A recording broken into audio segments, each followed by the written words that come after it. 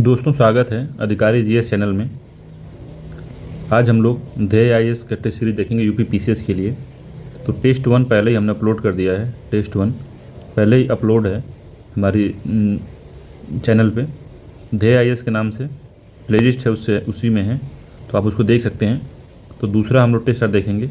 GS full test है, plus इसमें समसामयिकी जून 2023 का, मगर अब परीक्षा के टल जाने की वजह से जून 2023 का उतना रिलेवेंट नहीं रह गया है एग्ज़ाम के लिए। तो इसको हम लोग जब ये 2023 का जब आएगा करंट अफेयर्स, तो जो इम्पोर्टेंट होगा उसी को डिस्कस करेंगे, बाकी को स्किप कर देंगे हम लोग। तो इसका ध्यान रखिएगा। और मेरी वीडियो अगर आपको अच्छा लगेगा तो आप उसको लाइक कर दीजिएगा। मेरी वीडियो को अगर 10 मिनट के लिए भी आते हैं तब भी लाइक कर दीजिएगा, ताकि ये थोड़ा आगे बढ़े वीडियो और अन्य लोगों को भी मिले। ठीक है, चलते अगले क्वेश्चन देखते हैं क्वेश्चन इसका क्या कौन कौन सा है। अगला क्वेश्चन कहते कहते आदत पड़ गई है उसकी। पहला क्वेश्चन देखते हैं इसमें।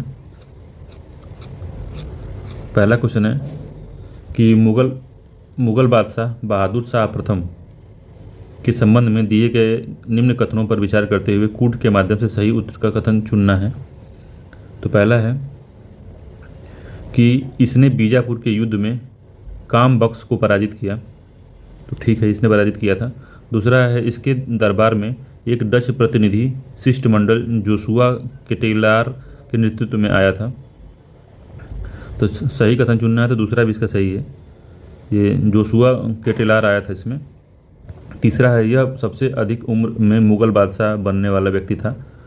तो बहादुर शाह जो प्रथम था ये सबसे उम्र दराज था, ये भी बात ठीक है। और चौथा है इसने आमेर के शासक अजीत सिंह को मिर्जा राजा की उपाधि दी थी। तो ये चौथा इसने नहीं किया था। तो 1, 2, 3 इसका सही है। तो 1, 2, 3 किसमें है? डी वाले में है। तो डी इसका आंसर होगा 1, 2, 3। ठीक है। आमेर के शासक के बारे में बता दे रहे हैं। आमेर का शासक जयपुर था, जय सिंह था, और इसको मिर्जा राजा की उपाधि जहांदार शाह ने दी थी। जहांदार शाह।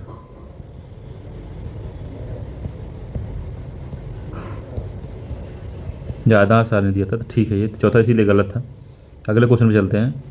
हैदर अली के बारे में पूछ रहा है कि हैदर अली के संबंध में निम्न कथनों पर विचार कीजिए और कूट के माध्यम से सही उत्तर चुनें। तो पहला है कि हैदर अली ने 1760 ईस्वी में स्वयं को मैसूर का शासक घोषित किया। 1760 में इसने घोषित किया था, ये बात सही है। दूसरा है इसे 1756 ईस्वी में डिंडीगुल के किले का फौजदार नियुक्त किया गया था। तो ये सही उत्तर चुनना था, ये इसका सही नहीं है। तीसरा है इसने अपने सोने तथा तांबे के सिक्के पर शिव, पार्वती तथा विष्णु की मूर्ति अंकित करवाई थी। तो तीसरा सही है, इंपॉर्टेंट भी है ये। इसने पार्वती और विष्णु की मूर्ति अंकित करवाई थी। ठीक है। चौथा है इसने पोर्टो नोवा के युद्ध में अंग्रेजों को पराजित किया। तो चौथा भी इसका गलत है। तो इसका ऑप्शन कौन सा सही होगा? तो 1 और 3 इसमें सही है, तो इसका बी ऑप्शन ठीक है। 1 और 3 सही है। तो दूसरा जो गलत क्यों है? दूसरा गलत इसलिए है कि इस 1755 ईस्वी में नियुक्त किया गया था इसको, 1755 में, इसलिए दूसरा गलत है। डेट इसका गलत है। और पोर्टोनोवा के युद्ध में अंग्रेजों से पराजित नहीं हुआ था, अंग्रेजों को पराजित नहीं किया था, इनसे पराजित हो गया था, हार गया था। हैदर अली हार गया था, तो इस वजह से ये गलत है। चलते हैं अगले क्वेश्चन पे। अगला क्वेश्चन है 3 नंबर का। तो इसमें कह रहा है कि निम्न कथनों पर विचार करना है और सही नहीं है बताना है हमको। तो बताना पहला जो है, अरम्बीपुरम आंदोलन 1888 में नारायण गुरु द्वारा चलाया गया। तो ये बात सही है। अरम्बीपुरम इंपॉर्टेंट है, एक और टेस्ट में ये आया था अरम्बीपुरम का जो आंदोलन था। तो नारायण गुरु द्वारा चलाया गया था, पहला ठीक है। दूसरा है आत्मसम्मान आंदोलन ईवी रामास्वामी नायर द्वारा चलाया गया था। तो आत्मसम्मान आंदोलन जो था ईवी रामास्वामी द्वारा चलाया गया था, ये ठीक है। दूसरा भी ठीक है। तीसरा है कि डॉक्टर भीमराव अंबेडकर ने 1920 में बहिष्कृत हितकर्णी सभा की स्थापना की थी।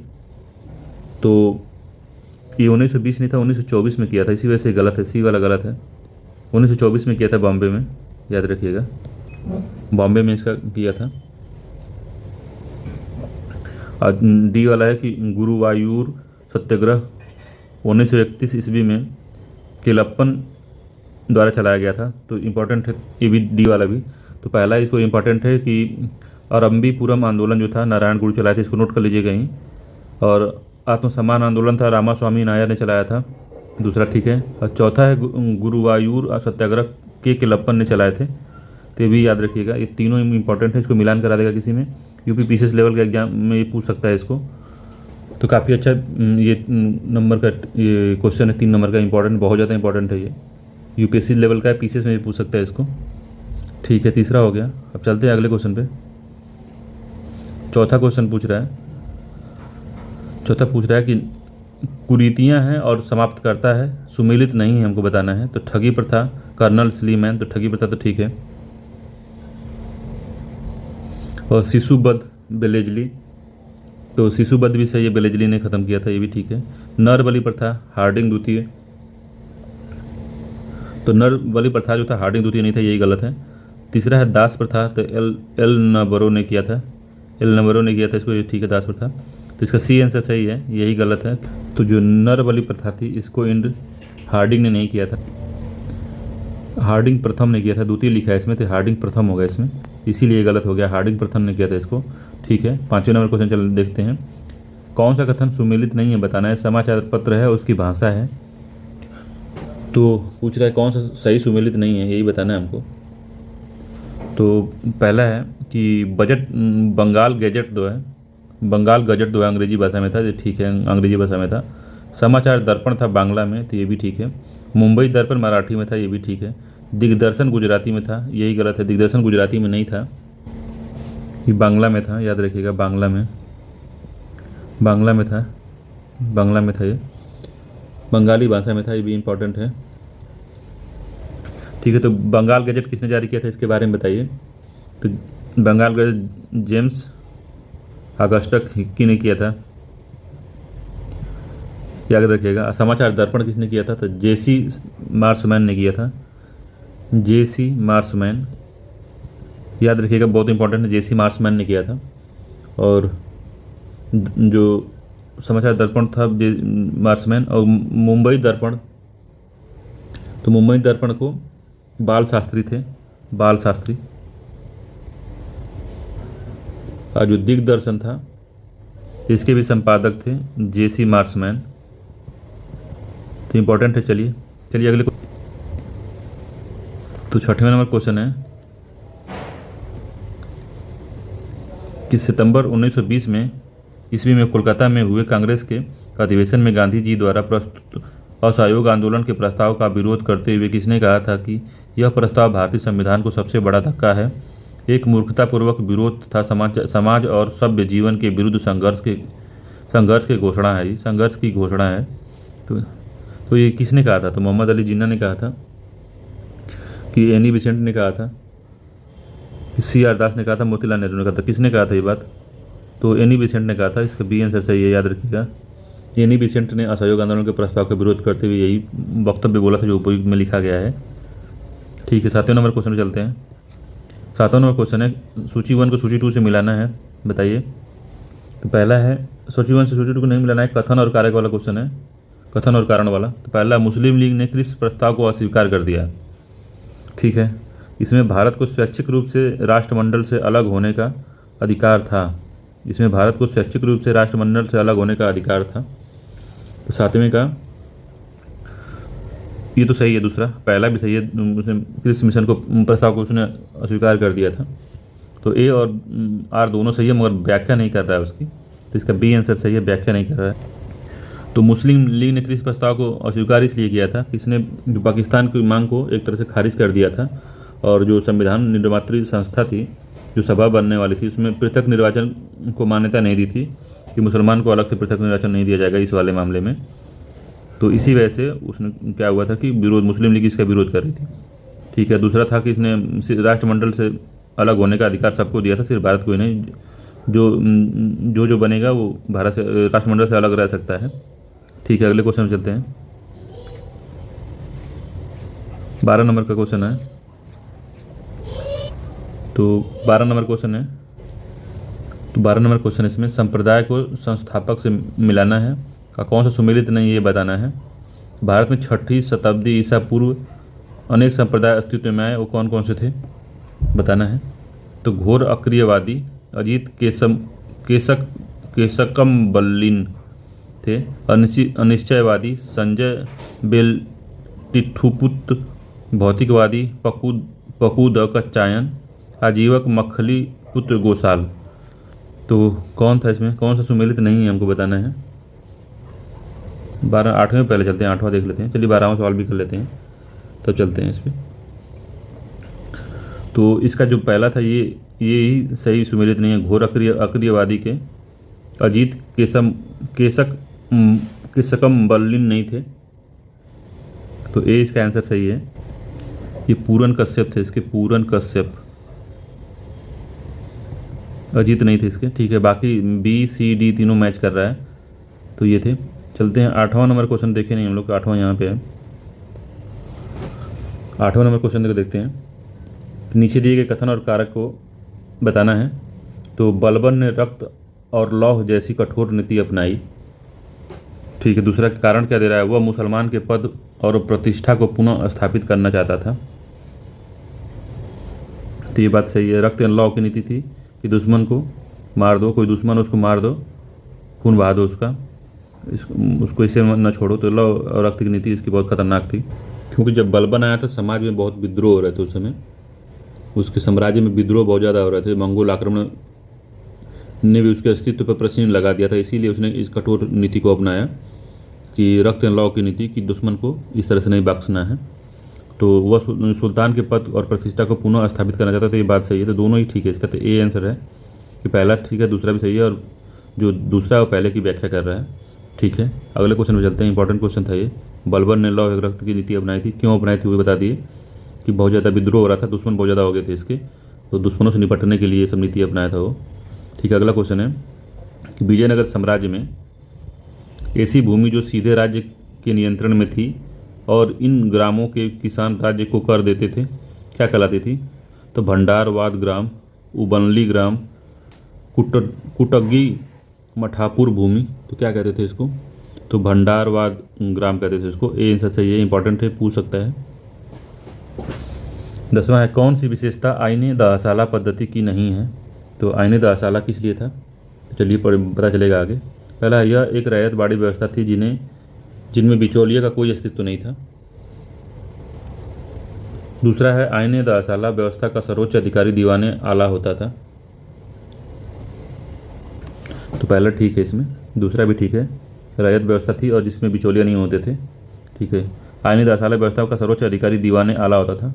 सी वाला है, यह व्यवस्था मुख्य तौर पर जब्ती व्यवस्था का ही एक सुधरा हुआ रूप था। तो ये भी ठीक है, इसमें तीनों सही हैं। डी वाला है जो, यह 10 वर्ष के लिए अस्थायी व्यवस्था थी, तो यही गड़बड़ है। ये 10 वर्ष की अस्थायी व्यवस्था नहीं थी, बल्कि राज्य इसको परिवर्तन कर सकता था इसमें। तो राजा जब चाहे तब इसको हटा सकता था, इसमें परिवर्तित कर सकता था। ये 10 वर्ष के लिए अस्थायी नहीं थी। ठीक है, कभी कभी पूछता है कि आईनी दहसाला किसने चालू किया था, तो ये भी जान लीजिए। तो अकबर ने चालू किया था, अकबर द्वारा स्टार्ट किया था आईने दहसाला। ठीक है, तो इम्पॉर्टेंट था ये काफ़ी। तो ये 3 सही है इसके, चौथा गलत है, कभी भी चेंज हो सकता है। अगला क्वेश्चन है 11 नंबर का, सिंधु घाटी सभ्यता के बारे में बताना है कि कौन सा सही है, बताना है हमको। तो पहला है, हड़प्पा स्थल सुरकोटदा तथा धौलावीरा खंबात की खाड़ी में स्थित है। तो 11 नंबर का खंबात की खाड़ी में नहीं है, ये ठीक नहीं है। तो हड़प्पा स्थल जो सुरकोटदा है और धौलावीरा खंबात की खाड़ी में स्थित है, गलत है। दूसरा, हड़प्पा स्थल लोथल तथा रंगपुर कच्छ की खाड़ी में है, तो ये भी गलत है। तो दोनों ही इसका गलत हैं। तो डी आंसर इसका है कि न तो 1 न तो 2, तो दोनों इसके गलत हैं। तो हम बता देते हैं आपको, कच्छ की खाड़ी में जो स्थित है उसको लिख लीजिए, कच्छ की खाड़ी में। इंपॉर्टेंट है ये समझ लीजिए। यूपीपीसीएस के लिए स्टैंडर्ड क्वेश्चन है और यूपीएससी के लिए भी स्टैंडर्ड क्वेश्चन है, बहुत बढ़िया क्वेश्चन है। तो कच्छ की खाड़ी में जो है 3 जो स्थल प्रमुख हैं, तो उसमें पहला है देसलपुर है। दूसरा है सुरकोटदा। ठीक है, तीसरा जो है उसमें धौलावीरा भी है, धौलावीरा। ठीक है, तो ये धौलावीरा और सुरकोटदा दिया था, मगर ये खंबात की खाड़ी कर दिया था, इसलिए गलत है। ये कच्छ की खाड़ी में था, इसी वजह से गलत हो गया पहला वाला।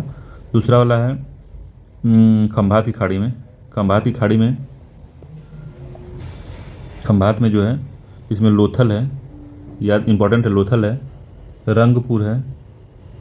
रंगपुर है और रोजदी भी है। रोजदी 3 मुख्य उसमें भी है। तो याद रखिएगा, ये अदला बदली हो गया था इसमें स्थान का, कच्छ इसमें हो गया था, खंभात उसमें हो गया था, इस वजह से गलत हो गया। तो इंपॉर्टेंट क्वेश्चन है ये, 11 नंबर का, बढ़िया क्वेश्चन बना है ये। चलिए अगले क्वेश्चन पे चलते हैं। 12 नंबर का क्वेश्चन तो देख लिया हमने, पहले ही देख लिया था। 13 नंबर क्वेश्चन पे चलते हैं। 12 नंबर का ये वाला हो गया है। 13 नंबर क्वेश्चन है कि निम्न में से किनसे अशोक के व्यक्तिगत जीवन की जानकारी मिलती है? तो स्तंभ लेख, बृहद शिलालेख, लघु शिलालेख या गुहा लेख, तो किसमें से मिलती है बताइए? तो लघु शिलालेख में मिलती है। तो सी इसका आंसर सही है, लघु शिलालेख में मिलती है। तो अशोक का लघु शिलालेख वो शिलालेख है जो अशोक के 14 शिलालेखों के मुख्य वर्ग में सम्मिलित नहीं, उसको लघु शिलालेख कहते हैं। तो लघु शिलालेख में जो है अशोक के व्यक्तिगत जीवन के बारे में पता चलता है। जैसे मस्की है, मस्की लघु शिलालेख में अशोक ने अपने अपने को बुद्ध शाक्य कहा था। तो इस तरह का जो जानकारी है वो लघु शिलालेख में मिलता है। ठीक है, 14वें नंबर क्वेश्चन में चलते हैं। तो बताना है संविधान के अनुच्छेद 28 के तहत प्रावधानों पर विचार कीजिए, तो निम्न कथन में सही कौन सा है बताना है। तो आर्टिकल 28 के बारे में बताना है कि अनुच्छेद 28 के अंतर्गत राज्य निधि से पूर्णतया पोषित किसी शिक्षा संस्थान में कोई धार्मिक शिक्षा नहीं दी जाएगी। तो पहला ठीक है कि अगर पूर्णतः पोषित है, पूरा फंड अगर गवर्नमेंट दे रही है तो उसमें कोई भी धार्मिक शिक्षा नहीं दी जाएगी, ये बात सही है। दूसरा है, यह व्यवस्था उन संस्थानों पर भी लागू होती है जिनका प्रशासन तो राज्य कर रहा है, लेकिन उसकी स्थापना किसी विन्यास या न्यास के अधीन की गई हो। तो इसमें ये दूसरा वाला गलत है, केवल एक सही है इसमें। तो ये व्यवस्था उस पर लागू नहीं होगी, क्योंकि न्यास जो बनेगा, अपना जो बनाएगा वो तो कुछ सोच समझ के ही बनाया होगा। तो ये पहला वाला जो ऑप्शन में था वो वाला नियम दूसरे पर लागू नहीं होता, इसलिए केवल एक सही है इसमें। ठीक है, चलते हैं अगले क्वेश्चन पे। 14 नंबर का क्वेश्चन हो गया है। 15 नंबर क्वेश्चन में चलते हैं। ये इंपॉर्टेंट क्वेश्चन है, बढ़िया क्वेश्चन है। पूछ रहा है सूची 1 को सूची 2 से मिलाना है, अनुच्छेद है उसका प्रावधान है। तो अनुच्छेद 243, तो अनुच्छेद 243 में क्या है? मणिपुर राज्य के संबंध में विशेष प्रावधान तो नहीं। तो अंतर्राष्ट्रीय करारों को प्रभावित करने के लिए विधान, संघ की राजभाषा, हिंदी भाषा के विकास के लिए निर्देश, तो कौन सा है बताना है आपको। 243 में क्या है? 243 में संघ की राजभाषा है 243 में, तो 3 हो गया यहाँ पे, एक का तीसरा। अनुच्छेद जो 351 है इसमें क्या है? तो इसमें दिया हिंदी भाषा के विकास के लिए कार्य करना है, तो हिंदी भाषा के विकास के लिए निर्देश दिया गया है, तो 4 हो गया। सी नंबर का है 371 गौ में क्या है? तो मणिपुर राज्य के लिए विशेष उपबंध है, तो 1 हो गया। 253 में क्या है? तो अंतर्राष्ट्रीय करारों को प्रभावित करने के लिए विधान बनाया गया कि संसद राज्य के विषय सूची पे भी कानून बना सकती है ये, तो 253 का दूसरा हो गया। राज्य को पावर है कि अंतर्राष्ट्रीय करारों को, सरकार को पावर है संसद को कि अंतर्राष्ट्रीय करारों को प्रभावी बनाने के लिए विधान कुछ भी बना सकता है वो। तो 3 4 1 2 बी आंसर इसका ठीक है। तो इस तरह से अंदाज से अगर आप सी को पकड़ लेते कि 371 ग में मणिपुर का उपबंध है, तो सी का पहला हो जाता, तो 50% आपको कट जाता, ऑप्शन पहला कट जाता और डी वाला कट जाता। और ये कुछ भी नहीं आता था तो 351 तो आपको याद होगा कि हिंदी भाषा के विकास के लिए निर्देश दिया गया है, तो 351 तो 4 पकड़ लेते तो आपको काम हो जाता तुरंत कि बी आंसर सही है। तो अगर नहीं आता है मिलान वाले में तो घबराने की जरूरत नहीं है, कोई लूप होल पकड़िए, तुरंत उसको सॉल्व करने की कोशिश करिए। चलते हैं अगले क्वेश्चन पे। अगला क्वेश्चन 16 नंबर का है। तो बताना है कि भारत के संविधान के भाग 5 में संघ की कार्यपालिका का वर्णन किया गया है, निम्नलिखित में से कौन सा संघ की कार्यपालिका में शामिल नहीं है? तो बताइए, राष्ट्रपति, प्रधानमंत्री, उपराष्ट्रपति, महान्यायवादी, तो कौन सा इसमें शामिल नहीं है बताना है आपको। नहीं, निम्नलिखित में से कौन सा संघ की कार्यपालिका में शामिल है बताना है। नहीं है। तो राष्ट्रपति तो कार्यपालिका के हेड होते हैं, ठीक है, उपराष्ट्रपति भी हैं, प्रधानमंत्री हैं, महान्यायवादी, चारों हैं इसमें, तो डी आंसर होगा इसका, सभी चारों शामिल हैं। अगले क्वेश्चन 17 नंबर पे चलते हैं। तो दल बदल से संबंधित है ये। तो पूछ रहा दल बदल से संबंधित निम्न कथनों पर विचार करना है, तो कौन सा सही है बताना है। पहला, दल बदल से उत्पन्न निर्हता संबंधी प्रश्नों का निर्णय सदन का अध्यक्ष करता है। तो दल बदल संबंधी निर्भरता पर प्रश्नों पर सदन का अध्यक्ष करता है फैसला, लास्ट अंतिम फैसला इन्हीं का होता है, ये बात सही है। ठीक है। दूसरा है अध्यक्ष द्वारा लिया गया निर्णय अंतिम होता है और इसे किसी न्यायालय में चुनौती नहीं दी जा सकती है, तो नहीं दी जा सकती है, तो पहले दूसरा गलत है, इनको चुनौती दी जा सकती है। एक केस में ऐसा सुप्रीम कोर्ट ने कहा था कि जो अध्यक्ष ने निर्णय ले लिया है निर्माता का, तो उसको चुनौती दे दिया जा सकता है। वो केस कौन सा था आप बता सकते हैं? चलिए हम बता देते हैं आपको। कियोतो होलोहान मामला था 1992 का। कियोतो होलोहान 1992 में आया था ये। यूपीएससी में मेंस में क्वेश्चन पूछा था इस पर, कियोतो होलोहान पे। इम्पोर्टेंट फैसला था ये। तो इसी में कहा इसने कि पहले नहीं चुनौती नहीं दी जा सकती थी, मगर कियोतो होलोहान में कहा कि नहीं कि चुनौती दी जा सकती है। तो दूसरा गलत है इसका, तो पहला सही है, तो ए इसका आंसर होगा। ठीक है, अगले क्वेश्चन पे चलते हैं। अगला क्वेश्चन है 18 नंबर का।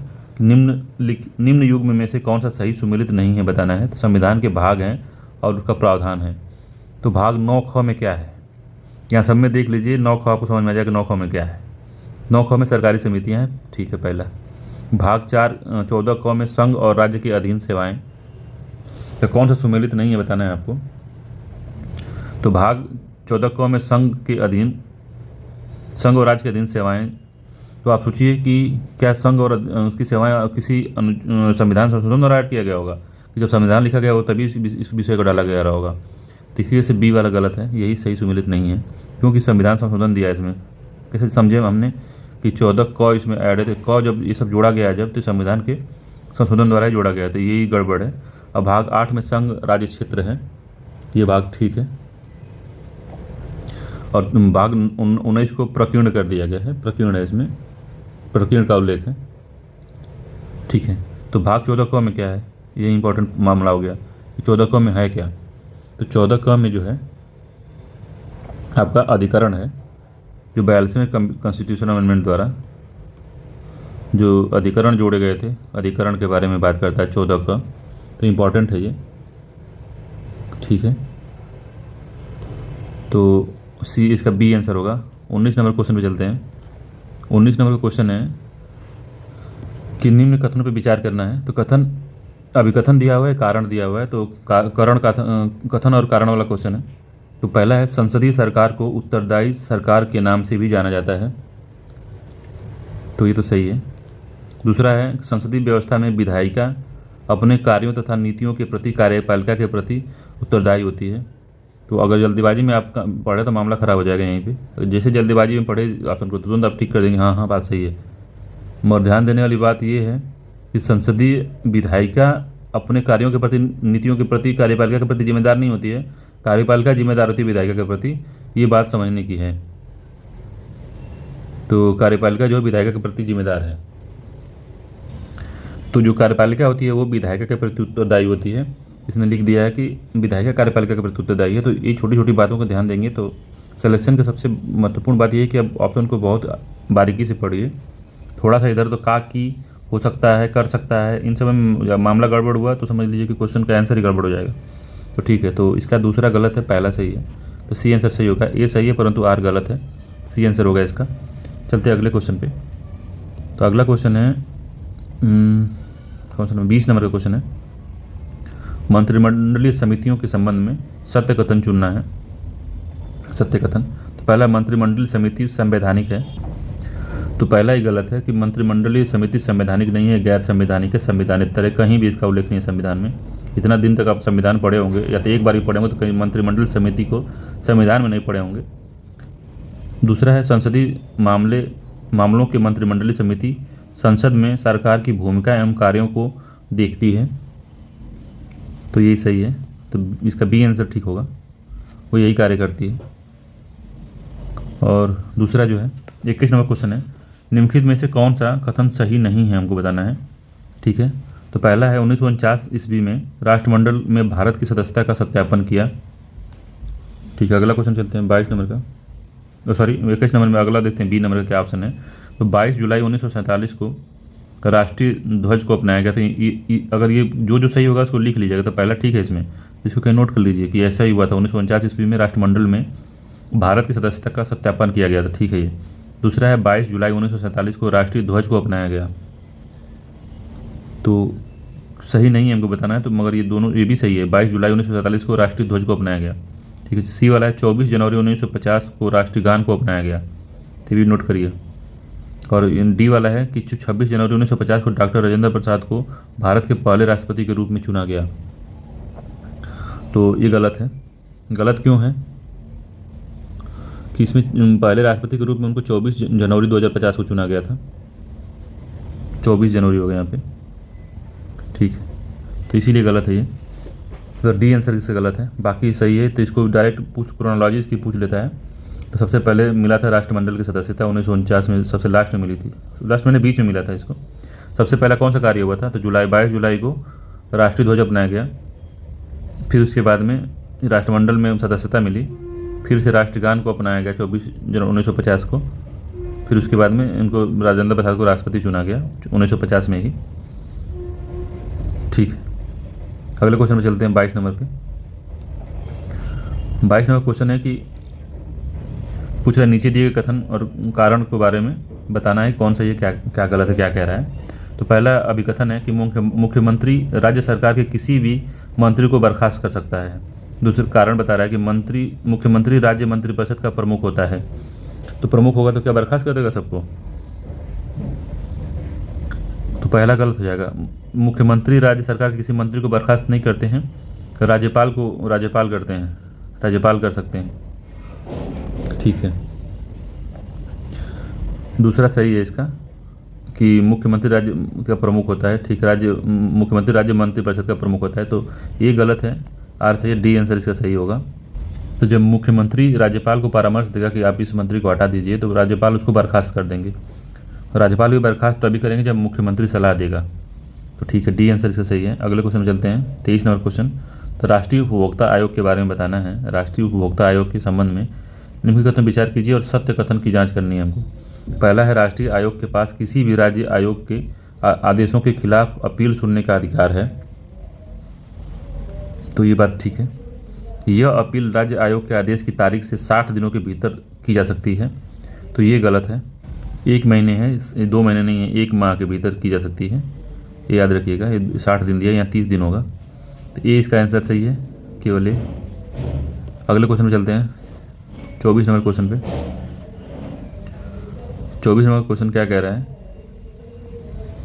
कि इसमें अभिकथन ए है, कारण आर है। बताना है कि वायुमंडल का निचला भाग जिसकी बाह्य सीमा 80 से 88 किलोमीटर तक निर्धारित की गई है, सममंडल कहलाता है। दूसरा है क्योंकि इसमें गैसों के अनुपात में परिवर्तन नहीं होता। तो पहला ठीक है। दूसरा क्योंकि इनमें गैसों के अनुपात में परिवर्तन नहीं होता, तो दूसरा भी सही है।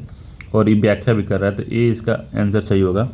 आप सोच रहे होंगे ये कौन सा नया तर्क आ गया, तो ये ठीक है। जो वायुमंडल है हमारा, उसको दो भागों में विभाजित किया जाता है। दूसरा तरीका है विभाजन करने का, तो उसमें होता है सममंडल होता है, एक विषम मंडल होता है। तो वायुमंडल का जो तीसरा भाग है, जो निचला वाला भाग है, तीसरा के नहीं निचला वाला भाग है, वह बाह्य सीमा उसकी जो बाह्य सीमा है 80 से 88 किलोमीटर निर्धारित की गई है। जिसमें क्या आता है, जिसमें क्षोभ मंडल आता है, समताप मंडल आता है और मध्य मंडल शामिल है उसमें। ठीक रहे, निचले वाले में, सममंडल में। और ये रासायनिक दृष्टिकोण से इस मंडल में जो दूसरा वाला ऑप्शन दिया हुआ है कि गैसों का जो अनुपात है परिवर्तित नहीं होता है, इसलिए बात सही है। अब जो विषम मंडल है मध्य मंडल के बाद है, जिसमें कि आयन मंडल आता है, बहिर्मंडल आता है, वो विषम मंडल में आता है। तो इसीलिए से दोनों ये सही है। तो कथन एक, कथन दो, दोनों सही है। और आर ए की व्याख्या भी कर रहा है। तो समझ लीजिए कि वायुमंडल को एक और विभाजन करते हैं, जिसमें सममंडल होता है और विषम मंडल होता है। विषम मंडल होता है, तो सममंडल में क्षोभ मंडल, समताप और मध्य मंडल आता है। और इसमें जो है गैसों का जो अनुपात है परिवर्तित नहीं होता। ठीक है, इसीलिए सही है। अगले क्वेश्चन में चलते हैं 25 नंबर क्वेश्चन में चलते हैं। कनाडा के शहर टोरंटो के संबंध में विचार कीजिए और सही कथन चुनें। तो पहला है टोरंटो कनाडा का दूसरा सबसे बड़ा नगर है। नहीं, ये पहला सबसे बड़ा नगर है। सबसे बड़ा नगर टोरंटो ये कनाडा में। दूसरा है यह कागज़ लुगदी निर्माण के उद्योग के लिए प्रमुख है। तो नहीं, ये इंजीनियरिंग और इंजीनियरिंग और उसके लिए है, इंजीनियरिंग और मशीनरी के लिए है, तो ये भी गलत हो गया। तो पहला भी गलत है, दूसरा भी गलत है। डी आंसर इसका सही है, दोनों कथन गलत हैं। मशीनरी पर वाहन है, तो मशीनरी और वाहन उद्योग के लिए फेमस है, इसी वजह गलत है, दोनों इसका गलत है। तो डी आंसर सही है। 26 नंबर क्वेश्चन है, निम्नलिखित में से किस क्षेत्र को श्वेत निवासियों की कब्र कहते हैं? तो एशिया के पूर्वी द्वीप समूह, दूसरा गिनी तट को, तीसरा बिस्के की खाड़ी को, चौथा इनमें से कोई नहीं। तो गिनी के तट को कहते हैं श्वेत निवासियों की कब्र, क्योंकि जो गिनी के तट वाला एरिया है वहाँ पे बहुत ज़्यादा उमस होती है और बहुत ज़्यादा गर्मी भी होती है। तो इस वजह से वहाँ पे जो कम सेंसिटिव लोग, जैसे श्वेत हैं, जो गोरे हैं, वो उनको उमस बहुत ज़्यादा होती है, तो वो लोग वहाँ पे तुरंत आते हैं तो जल्दी बीमार पड़ जाते हैं और ख़त्म होकर वहीं पे मर जाते हैं, उनकी मृत्यु हो जाती है। तो इसी वजह से उस गिनी तट को श्वेत निवासियों को कब्र कहते हैं। फिर गिनी तट पे एक हवा चलती है हरमट्टान, जिसको डॉक्टर विंड कहते हैं। तो जब लोग बीमार पड़ते हैं, जब ये हवा चलती है गिनी तट पे, तो इससे बहुत राहत मिलती है लोगों को, इसीलिए इसे डॉक्टर विंड कहते हैं। तो बी आंसर इसका ठीक है। 27वें क्वेश्चन पर चलते हैं। 27 नंबर क्वेश्चन कह रहा है, निम्नलिखित में से कौन सा कथन सही नहीं है, बताना है। 27वें का कौन सा कथन सही नहीं है, तो इंपॉर्टेंट क्वेश्चन लग रहा है ये। तो पहला है, पुनपुन नदी सोन नदी की सहायक नदी है, तो सही नहीं है, बताना है, ध्यान देना है पहले। तो पुनपुन जो नदी है सोन नदी की सहायक नदी है, बिल्कुल सही बात है। कभी पूछ देगा इस तरह से कि पुनपुन नदी गंगा बेसिन की नदियों में से एक है, तो हाँ, गंगा नदियों की बेसिन में से एक है, क्योंकि सोन नदी पटना में गंगा से मिलती है। तो पुनपुन अगर सोन की सहायक है तो वो गंगा बेसिन में आ जाएगी। ठीक है। दूसरा है, बराकर नदी दामोदर नदी की सहायक नदी है, तो ये भी ठीक है। बराकर नदी पे 3 डैम है, बताइए कौन से डैम है वो? 3 डैम है, बहुत इंपॉर्टेंट डैम है, बताइए कौन कौन से हैं, कमेंट करके बता दीजिए अगर इस वीडियो को देख रहे हैं तो। दामोदर नदी की सहायक नदी है, ये बात ठीक है। तीसरा है, खरकाई नदी ब्राह्मणी नदी की सहायक नदी है, तो ये गलत है, ब्राह्मणी की नहीं है। सी वाला इसका आंसर सही है, यही गलत है, गलत हमको जानना था। तो खरकाई नदी जो है स्वर्ण रेखा नदी की सहायक नदी है, इसको याद रखिएगा। डी वाला है, हेमवती नदी कावेरी नदी की सहायक नदी है, तो ये भी ठीक है। इसका सी आंसर सही नहीं, खरकाई नदी ब्राह्मणी की नहीं, ब्राह्मणी की नहीं, वो स्वर्ण रेखा की सहायक नदी है। ठीक है, ये दोनों इंपॉर्टेंट थे। ठीक है, अगले क्वेश्चन में चलते हैं। 28 नंबर क्वेश्चन देखते हैं क्या है। तो इसमें कह रहा है, निम्नलिखित युग्म में कौन सा सही सुमेलित नहीं है, बताना है हमको। सही सुमेलित नहीं है, तो खनिज है और शीर्ष उत्पादक देश बता रहा है, पूछ रहा है। तो क्रोमियम है, तांबा है, जिंक है, और क्रोमियम है, तांबा है, जिंक है, टंगस्टन है। तो क्रोमियम में कजाकिस्तान है, विवाद सही है। तांबा में चिली है, तांबा चिली में शीर्ष उत्पादक है। दूसरा जिंक में ऑस्ट्रेलिया है, जिंक ऑस्ट्रेलिया में शीर्ष उत्पादक है। टंगस्टन में रूस नहीं है, तो डी वाला गलत है, रूस नहीं है इसमें, चीन होगा, चीन है इसमें, सर्वप्रथम चीन है, दूसरे पे जो है रूस है। ठीक है, तो 28 नंबर का हो गया। 29 नंबर चलते हैं। अफ्रीका महाद्वीप के बारे में विभिन्न देशों के समूह से किन देशों का समूह हिंद महासागर के तटीय राष्ट्र से है, बताना है। तो अफ्रीका महाद्वीप के विभिन्न देशों के समूह में से किन देशों का समूह हिंद महासागर के तटीय राष्ट्र हैं, तो बताना है। दक्षिण अफ्रीका, मोजाम्बिक, तंजानिया, केनिया। दक्षिण अफ्रीका, जिम्बाब्वे, तंजानिया, केनिया। दक्षिण अफ्रीका, सोमालिया, मोजाम्बिक, इथोपिया। दक्षिण अफ्रीका, तंजानिया, मलावी और सोमालिया। तो बताना है कौन है। तो पहला इसका सही है। 30वें नंबर क्वेश्चन है, पूछ रहा है, भारत के जो राज्य बांग्लादेश के साथ सीमा बनाते हैं उन्हें उनकी लंबाई के अधिक से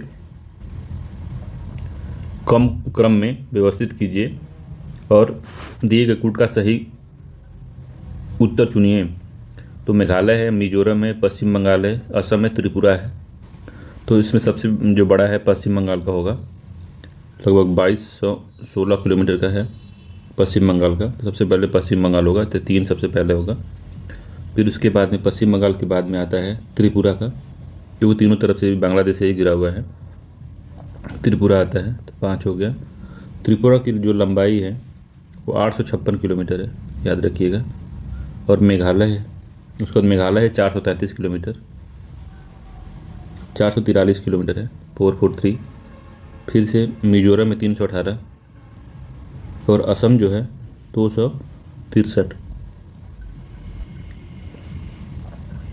तो ठीक है, 3 हो गया, 5 हो गया, 1 हो गया, 2 हो गया, 4 हो गया, तो इसका सी आंसर सही है। ठीक है, अगले क्वेश्चन पे चलते हैं। अगला क्वेश्चन है, यूरेनियम केंद्र है और अवस्थिति कहाँ है बताना है। तो तुरमा डी यूरेनियम का जो है वो झारखंड में है, तो 2 हो गया। गोगी कहाँ पे है, तो जो गोगी है वो कर्नाटक में आता है, तो 3 हो गया गोगी का। लंबापुर, तो लंबापुर कहाँ पे है, तेलंगाना में है, लंबापुर तेलंगाना में है, तो 1 हो गया। और दोमाई साइट जो है मेघालय में है, तो 4 हो गया।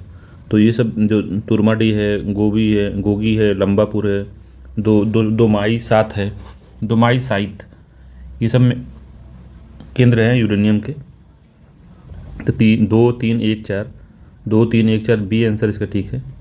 अगले क्वेश्चन पे चलते हैं। तो इस तरह केंद्रों को मिलान करा सकता है, तो याद रखिए इसको।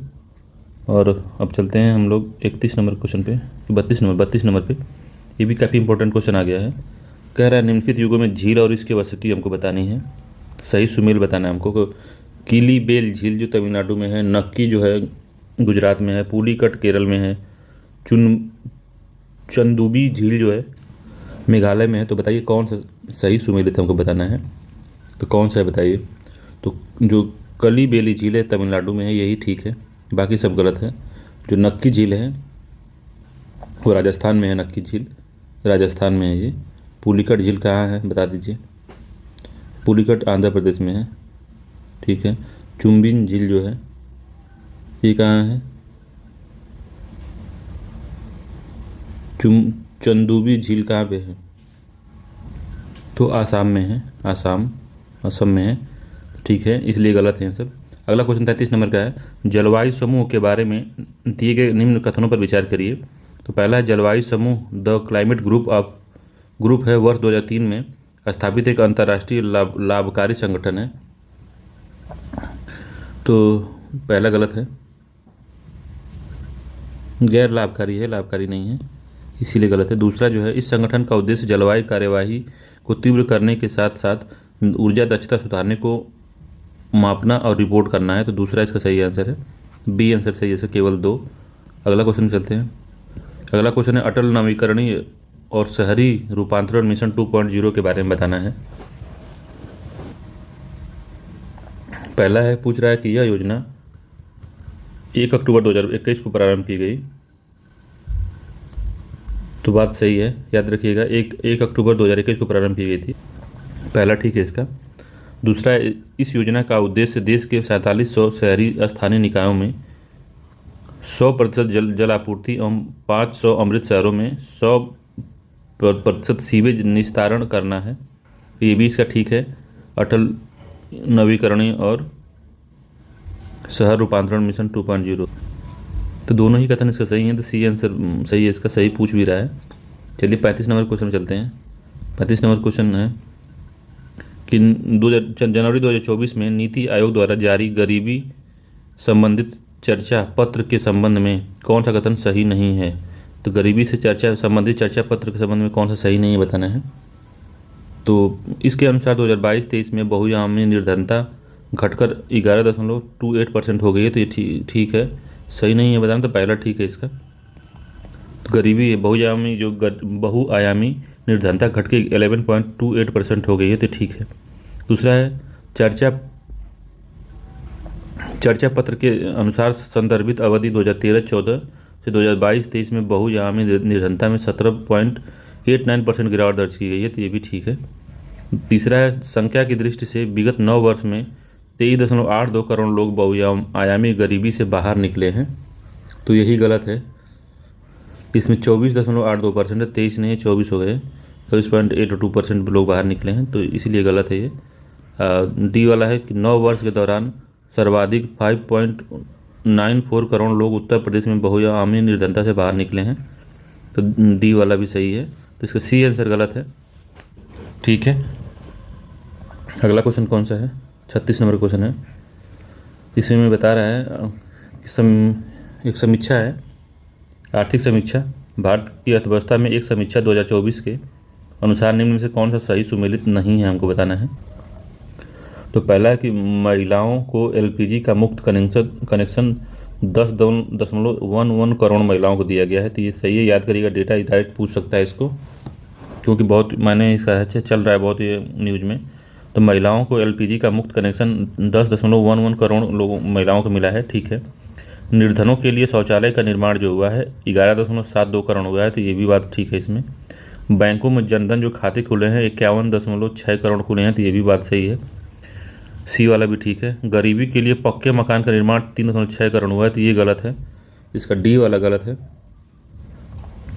इसमें 2.6 करोड़ जो है घर बने हैं, तो ये बात सही है, इस वजह से गलत है, तो डी आंसर होगा इसका। 37 नंबर क्वेश्चन पे चलते हैं। 37 नंबर क्वेश्चन क्या कह रहा है कि निम्न में से विचार करना है। तो कह रहा है कि निम्नलिखित कथनों पर विचार करना है। तो पहला है कि भारत विश्व में दाल और मसाले का सबसे बड़ा उत्पादक देश बन गया है, तो ये पहला ठीक है। दूसरा, भारत विश्व में चाय तथा मछली के उत्पादन में तीसरे स्थान पर पहुंच गया है, तो इसका दूसरा वाला गलत है। तो 37वां केवल एक सीख है, ए सही है, केवल एक सही है इसमें। दूसरा क्यों गलत हो गया है? तो दूसरा इस वजह से गलत है कि फल, सब्जी, चाय तथा मछली के उत्पादन में इसका संपूर्ण विश्व में दूसरा स्थान है भारत का। ये चाय हो गया, सब्जी हो गया, मछली हो गया, फल, सब्जी, चाय, मछली, फल, सब्जी, चाय, मछली में भारत का स्थान दूसरा है, सेकंड नंबर पे है, सेकंड है भारत, इस वजह से दूसरा गलत है। तीसरा नंबर बता रहा है ये। चलिए 38 नंबर क्वेश्चन है, भारतीय लघु उद्योग बैंक सिडबी के संबंध में कौन सा सही नहीं है बताना है। तो सिडबी के संबंध में बताना है कौन सा सही नहीं है।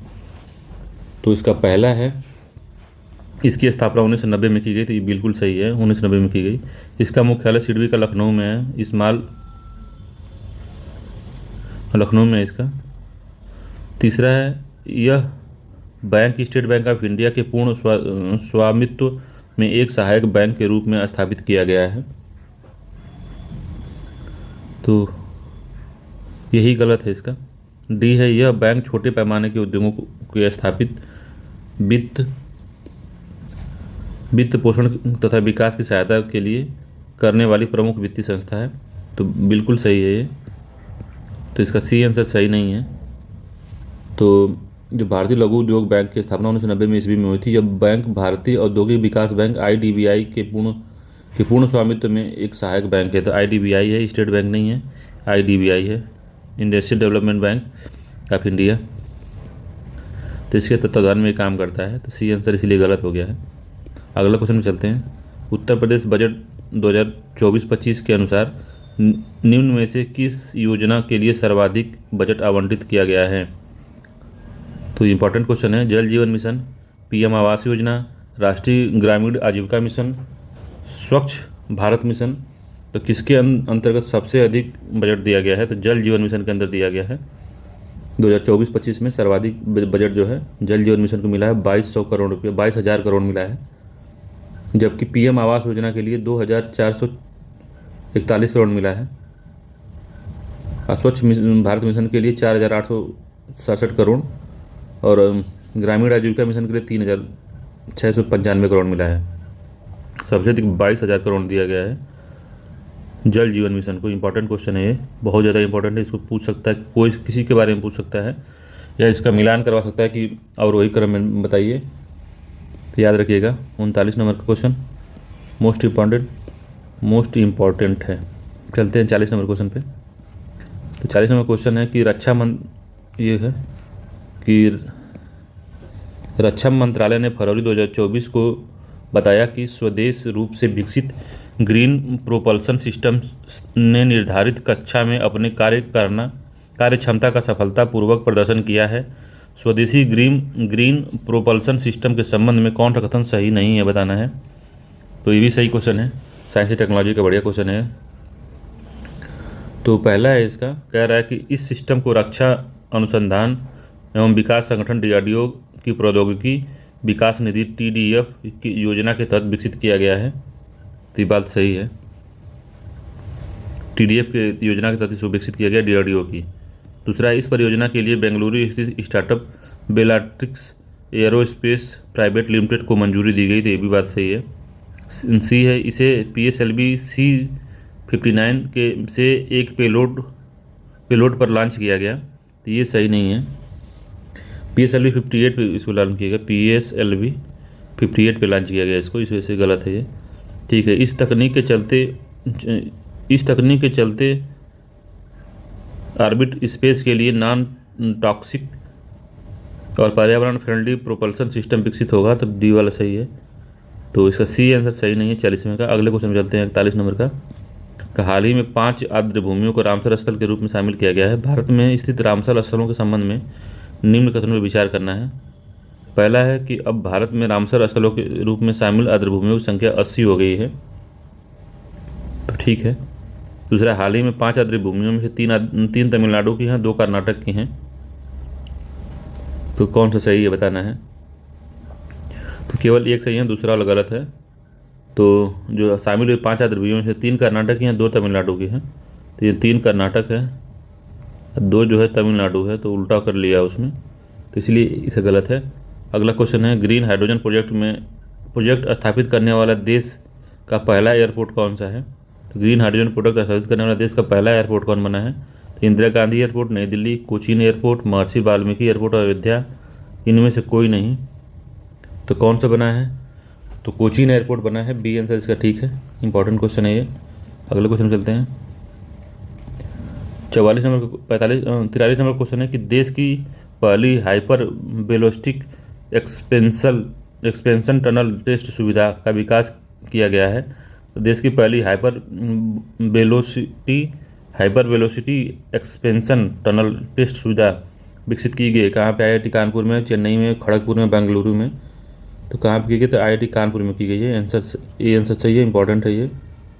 ठीक है, 44 नंबर क्वेश्चन है, निम्नलिखित में से कथनों पर विचार करना है। तो पहला है, कोयला की राख में आर्सेनिक, क्रोमियम और पारद व्याप्त होते हैं। तो पहला इसका ठीक है, व्याप्त होते हैं, सही उसका कथन बताना है। तो कोयला संचालित विद्युत संयंत्र पर्यावरण में सल्फर डाइऑक्साइड और नाइट्रोजन के ऑक्साइड उत्सर्जित करते हैं। तो कोयला संचालित विद्युत संयंत्र पर्यावरण में सल्फर डाइऑक्साइड और नाइट्रोजन, जिसका दोनों ही सही है कि कोयला संचालित विद्युत संयंत्र हैं तो सल्फर डाइऑक्साइड और नाइट्रोजन के ऑक्साइड उत्सर्जित करते हैं, बात सही है। 1 और 2 दोनों सही है। अगले क्वेश्चन चलते हैं कि अपमार्जक या डिटर्जेंट के संबंध में कौन सा कथन सही है बताना है हमको। डिटर्जेंट के संदर्भ में बताना है कौन सा सही है। तो उसमें पहला है, अपमार्जक का प्रयोग मृदु तथा कठोर दोनों प्रकार के जल में किया जा सकता है। तो पहला तो ठीक है, मृदु और कठोर दोनों जल में किया जाता है, पहला ठीक है।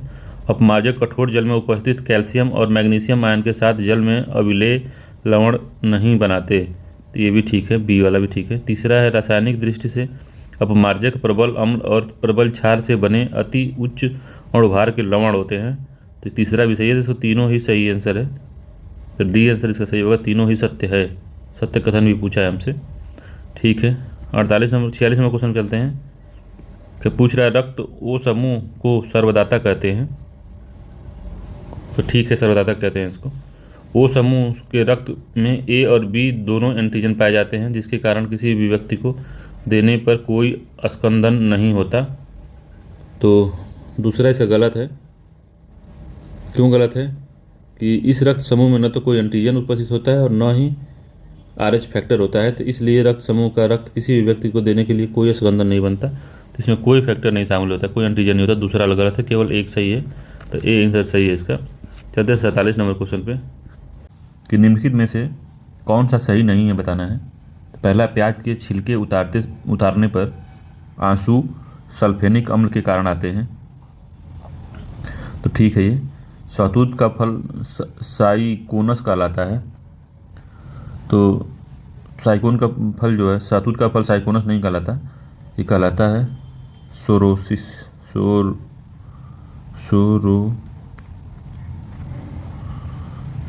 कहलाता है, सोरोसिस।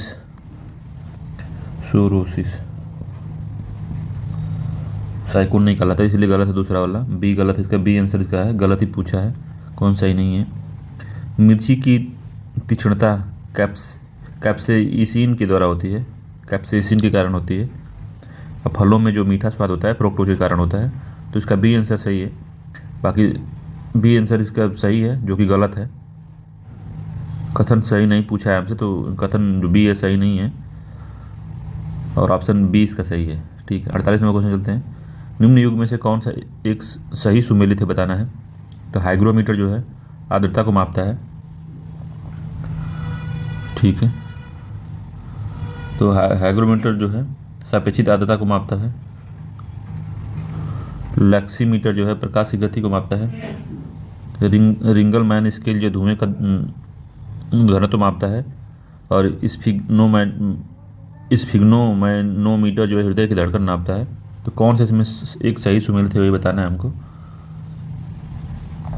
तो इसका जो सी है यही सही सुमेलित है। तो रिंगलमैन जो है धुएं का घनत्व मापता है, यही ठीक है। बाकी जो सापेक्षिक आर्द्रता है हाइग्रोमीटर है, हाइड्रोमीटर नहीं है, ड्रो नहीं है, ग्रो है, हाइग्रोमीटर होता है वो, हाइग्रोमीटर। ठीक है, और जो लक्स मीटर नहीं होता है वो प्रकाश की गति जो होती है, प्रकाश की गति जो मापता है लक्स मीटर नहीं होता, प्रकाश की तीव्रता मापता है लक्स मीटर। और धुएं का घनत्व रिंगल्समैन स्केल मापता है, तथा हृदय की जो धड़कन है स्टेथोस्कोप मापता है। स्टेग्नोमीटर नहीं है, स्फैग्नोमीटर नहीं है, स्टेथोस्कोप है। ठीक है, अगले क्वेश्चन में चलते हैं। 49 नंबर क्वेश्चन। 49 नंबर क्वेश्चन क्या कह रहा है? निम्नलिखित में से कथन और अभिकथन और कारण वाला क्वेश्चन है। कह रहा है कि कार में पीछे के यातायात को देखने के लिए उत्तल दर्पण का प्रयोग किया जाता है। तो पहला सही है। दूसरा है उत्तल दर्पण द्वारा प्रतिबिंब वास्तविक, सीधा और वस्तु से बड़ा बनता है। तो इसका जो दूसरा है वो गलत है, क्योंकि पीछे का हमको दृश्य देखना है तो वो छोटा बनना चाहिए, तभी हम समझ पाएंगे। बड़ा दिखेगा तो भड़कीला आएगा तो देख के लोग डर जाएंगे, तो उससे हड़बड़ी में दुर्घटना भी हो सकती है। तो दूसरा वाला गलत है इसका सी आंसर सही है। ए सही है, परंतु आर गलत है। आर गलत है इसका। तो जो उत्तल दर्पण होता है वो प्रतिबिंब में आभासी बनता है, सीधा बनता है, और वस्तु जो छोटा बनता है। जो ट्रक है, ट्रक इतना बड़ा नहीं, उससे बड़ा कैसे बन पाएगा एक छोटे शीशे में। तो आभासी बनता है, वास्तविक नहीं बनता, आभासी बनता है वो। और वस्तु जो छोटा बनता है सीधा बनता है, तो ये ध्यान रखिएगा, वास्तविक नहीं बनता। 50 नंबर क्वेश्चन है। कह रहा है कि भारत के संदर्भ में निम्नलिखित में कथनों पर विचार करना है। पहला है भारत में मोनाजाइट में थोरियम पाया जाता है। तो सही है, मोनाजाइट में थोरियम पाया जाता है। इसको याद कर लीजिए, यूपीएससी में पूछा था इसको। मोनाजाइट में थोरियम पाया जाता है, पहला ठीक है। दूसरा है भारत में सर्वाधिक लोक उद्यम Indian rare earth limited. Bharat में सार्वजनिक लोक उद्यम इंडियन रेयर अर्थ मिनरल एकमात्र ऐसा निकाय है जो मोनाजाइट के प्रसंस्करण से दुर्लभ मृदा यौगिक का उत्पादन करता है। तो इसका दूसरा भी ठीक है। तो इसके दोनों कथन सही हैं, एक और दो दोनों सही हैं। तो जो इंडियन रेयर अर्थ लिमिटेड है, यही एक निकाय है जो मोनाजाइट के प्रसंस्करण से दुर्लभ मृदा यौगिक का उत्पादन करता है। ठीक है, अगला क्वेश्चन है 51 नंबर क्वेश्चन है, भी कथन और कारण वाला क्वेश्चन है। तो कह रहा है नीचे दिए गए तो वही कथन और कारण वाला है, बताना है इसको। तो पहला अभिकथन क्या दिया हुआ है कि निकट दृष्टि दोष निवारण के लिए रोगी को अवतल लेंस का चश्मा लगाना पड़ता है। तो इस तरह क्वेश्चन कन्फ्यूजिंग होता है, थोड़ा इसको बारीकी से देख लेंगे तभी समझ आएगा। तो निकट दृष्टि जो दोष होता है जिनको, तो उसके निवारण के लिए रोगी को उत्तल यानी अवतल दर्पण का लेंस दिया जाता है, ये चश्मा लगाना पड़ता है, अवतल लेंस का चश्मा लगाना पड़ता है। तो ये बात सही है। कारण क्या है? नेत्र के गोलक के बड़े हो जाने के कारण फोकस बिंदु एवं रेटिना के मध्य की दूरी घट जाती है। तो दूसरा वाला गलत है इसका सी सही है, ए सही है, परंतु आर गलत है। क्योंकि जैसे कि जब चश्मा लगाना पड़ता है अवतल लेंस का, क्योंकि नेत्र के गोलक के बड़े हो जाने के कारण फोकस बिंदु और रेटिना के मध्य दूरी बढ़ जाती है। अतः पास की जो वस्तुएं हैं, वस्तु तो साफ दिखाई देती है, परंतु दूर की वस्तु धुंधली दिखाई देती है। फोकस बिंदु एवं रेटिना के मध्य दूरी बढ़ जाती है, ये दिखा दे घट जाती है, लिखा है ये, और इस दूरी बढ़ जाती है, इसीलिए गलत हो गया ये। यहाँ फोकस बिंदु और रेटिना के बीच की दूरी बढ़ जाती है, यहाँ घट जाना लिखा है, इसीलिए गलत हो गया। 52 नंबर का क्वेश्चन है, विटामिन को मिलाना है, विटामिन और रोग दिया है, तो B7 किसके लिए है, रेटिनॉल किसके लिए है, B2 किसके लिए है, कैल्सीफिरॉल किसके लिए है, तो बताना है आपको। तो बताइए कौन किसके लिए है। जो B7 है, बालों का गिरना, तो इसमें बायोटीन होता है, बायोटीन B7, तो बालों का गिरना, तो 4 हो गया, इसका 4 हो गया। रेटिनॉल किसके लिए होता है, तो रेटिनॉल रतौंधी हो जाती है उससे, तो 3 हो गया इसका। B2 जो है असमय बुढ़ापा लाता है, अगर B2 कमी हो जाती है तो 1 हो गया। कैल्सीफिरॉल जो है सूखा रोग हो जाता है, इसे 2 है, हड्डियों में दिक्कत होती है, तो 4 3 1 2, याद रखिएगा, इंपॉर्टेंट है सारा, 4 3 1 2, बी आंसर इसका सही है।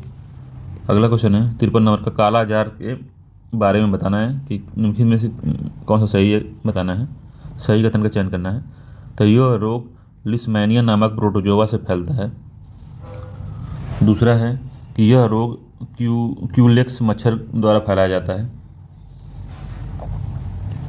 तो बताना है कि कौन सा सही है। तो केवल एक सही है इसका, यह लिस्मैनिया नामक प्रोटोजोआ से फैलता है, तो बी इसका आंसर सही है। और जो परजीवी लैस्मीनिया डोनोवानी के कारण होता है ये कालाजार परजीवी जो बालू मक्खी होती है, जो सैंड फ्लाई जिसको कहते हैं, उसके कारण फैलता है ये, तो बालू मक्खी के कारण फैलता है, सैंड फ्लाई से, बालू मक्खी से फैलता है। इस परजीवी का जीवन चक्र मनुष्य और बालू मक्खी के ऊपर निर्भर करता है। यह परजीवी अपने जीवन का ज़्यादातर समय मनुष्यों के शरीर में रहकर बिताता है। ठीक है, तो इसका बी आंसर सही था। अगला क्वेश्चन है कि संघ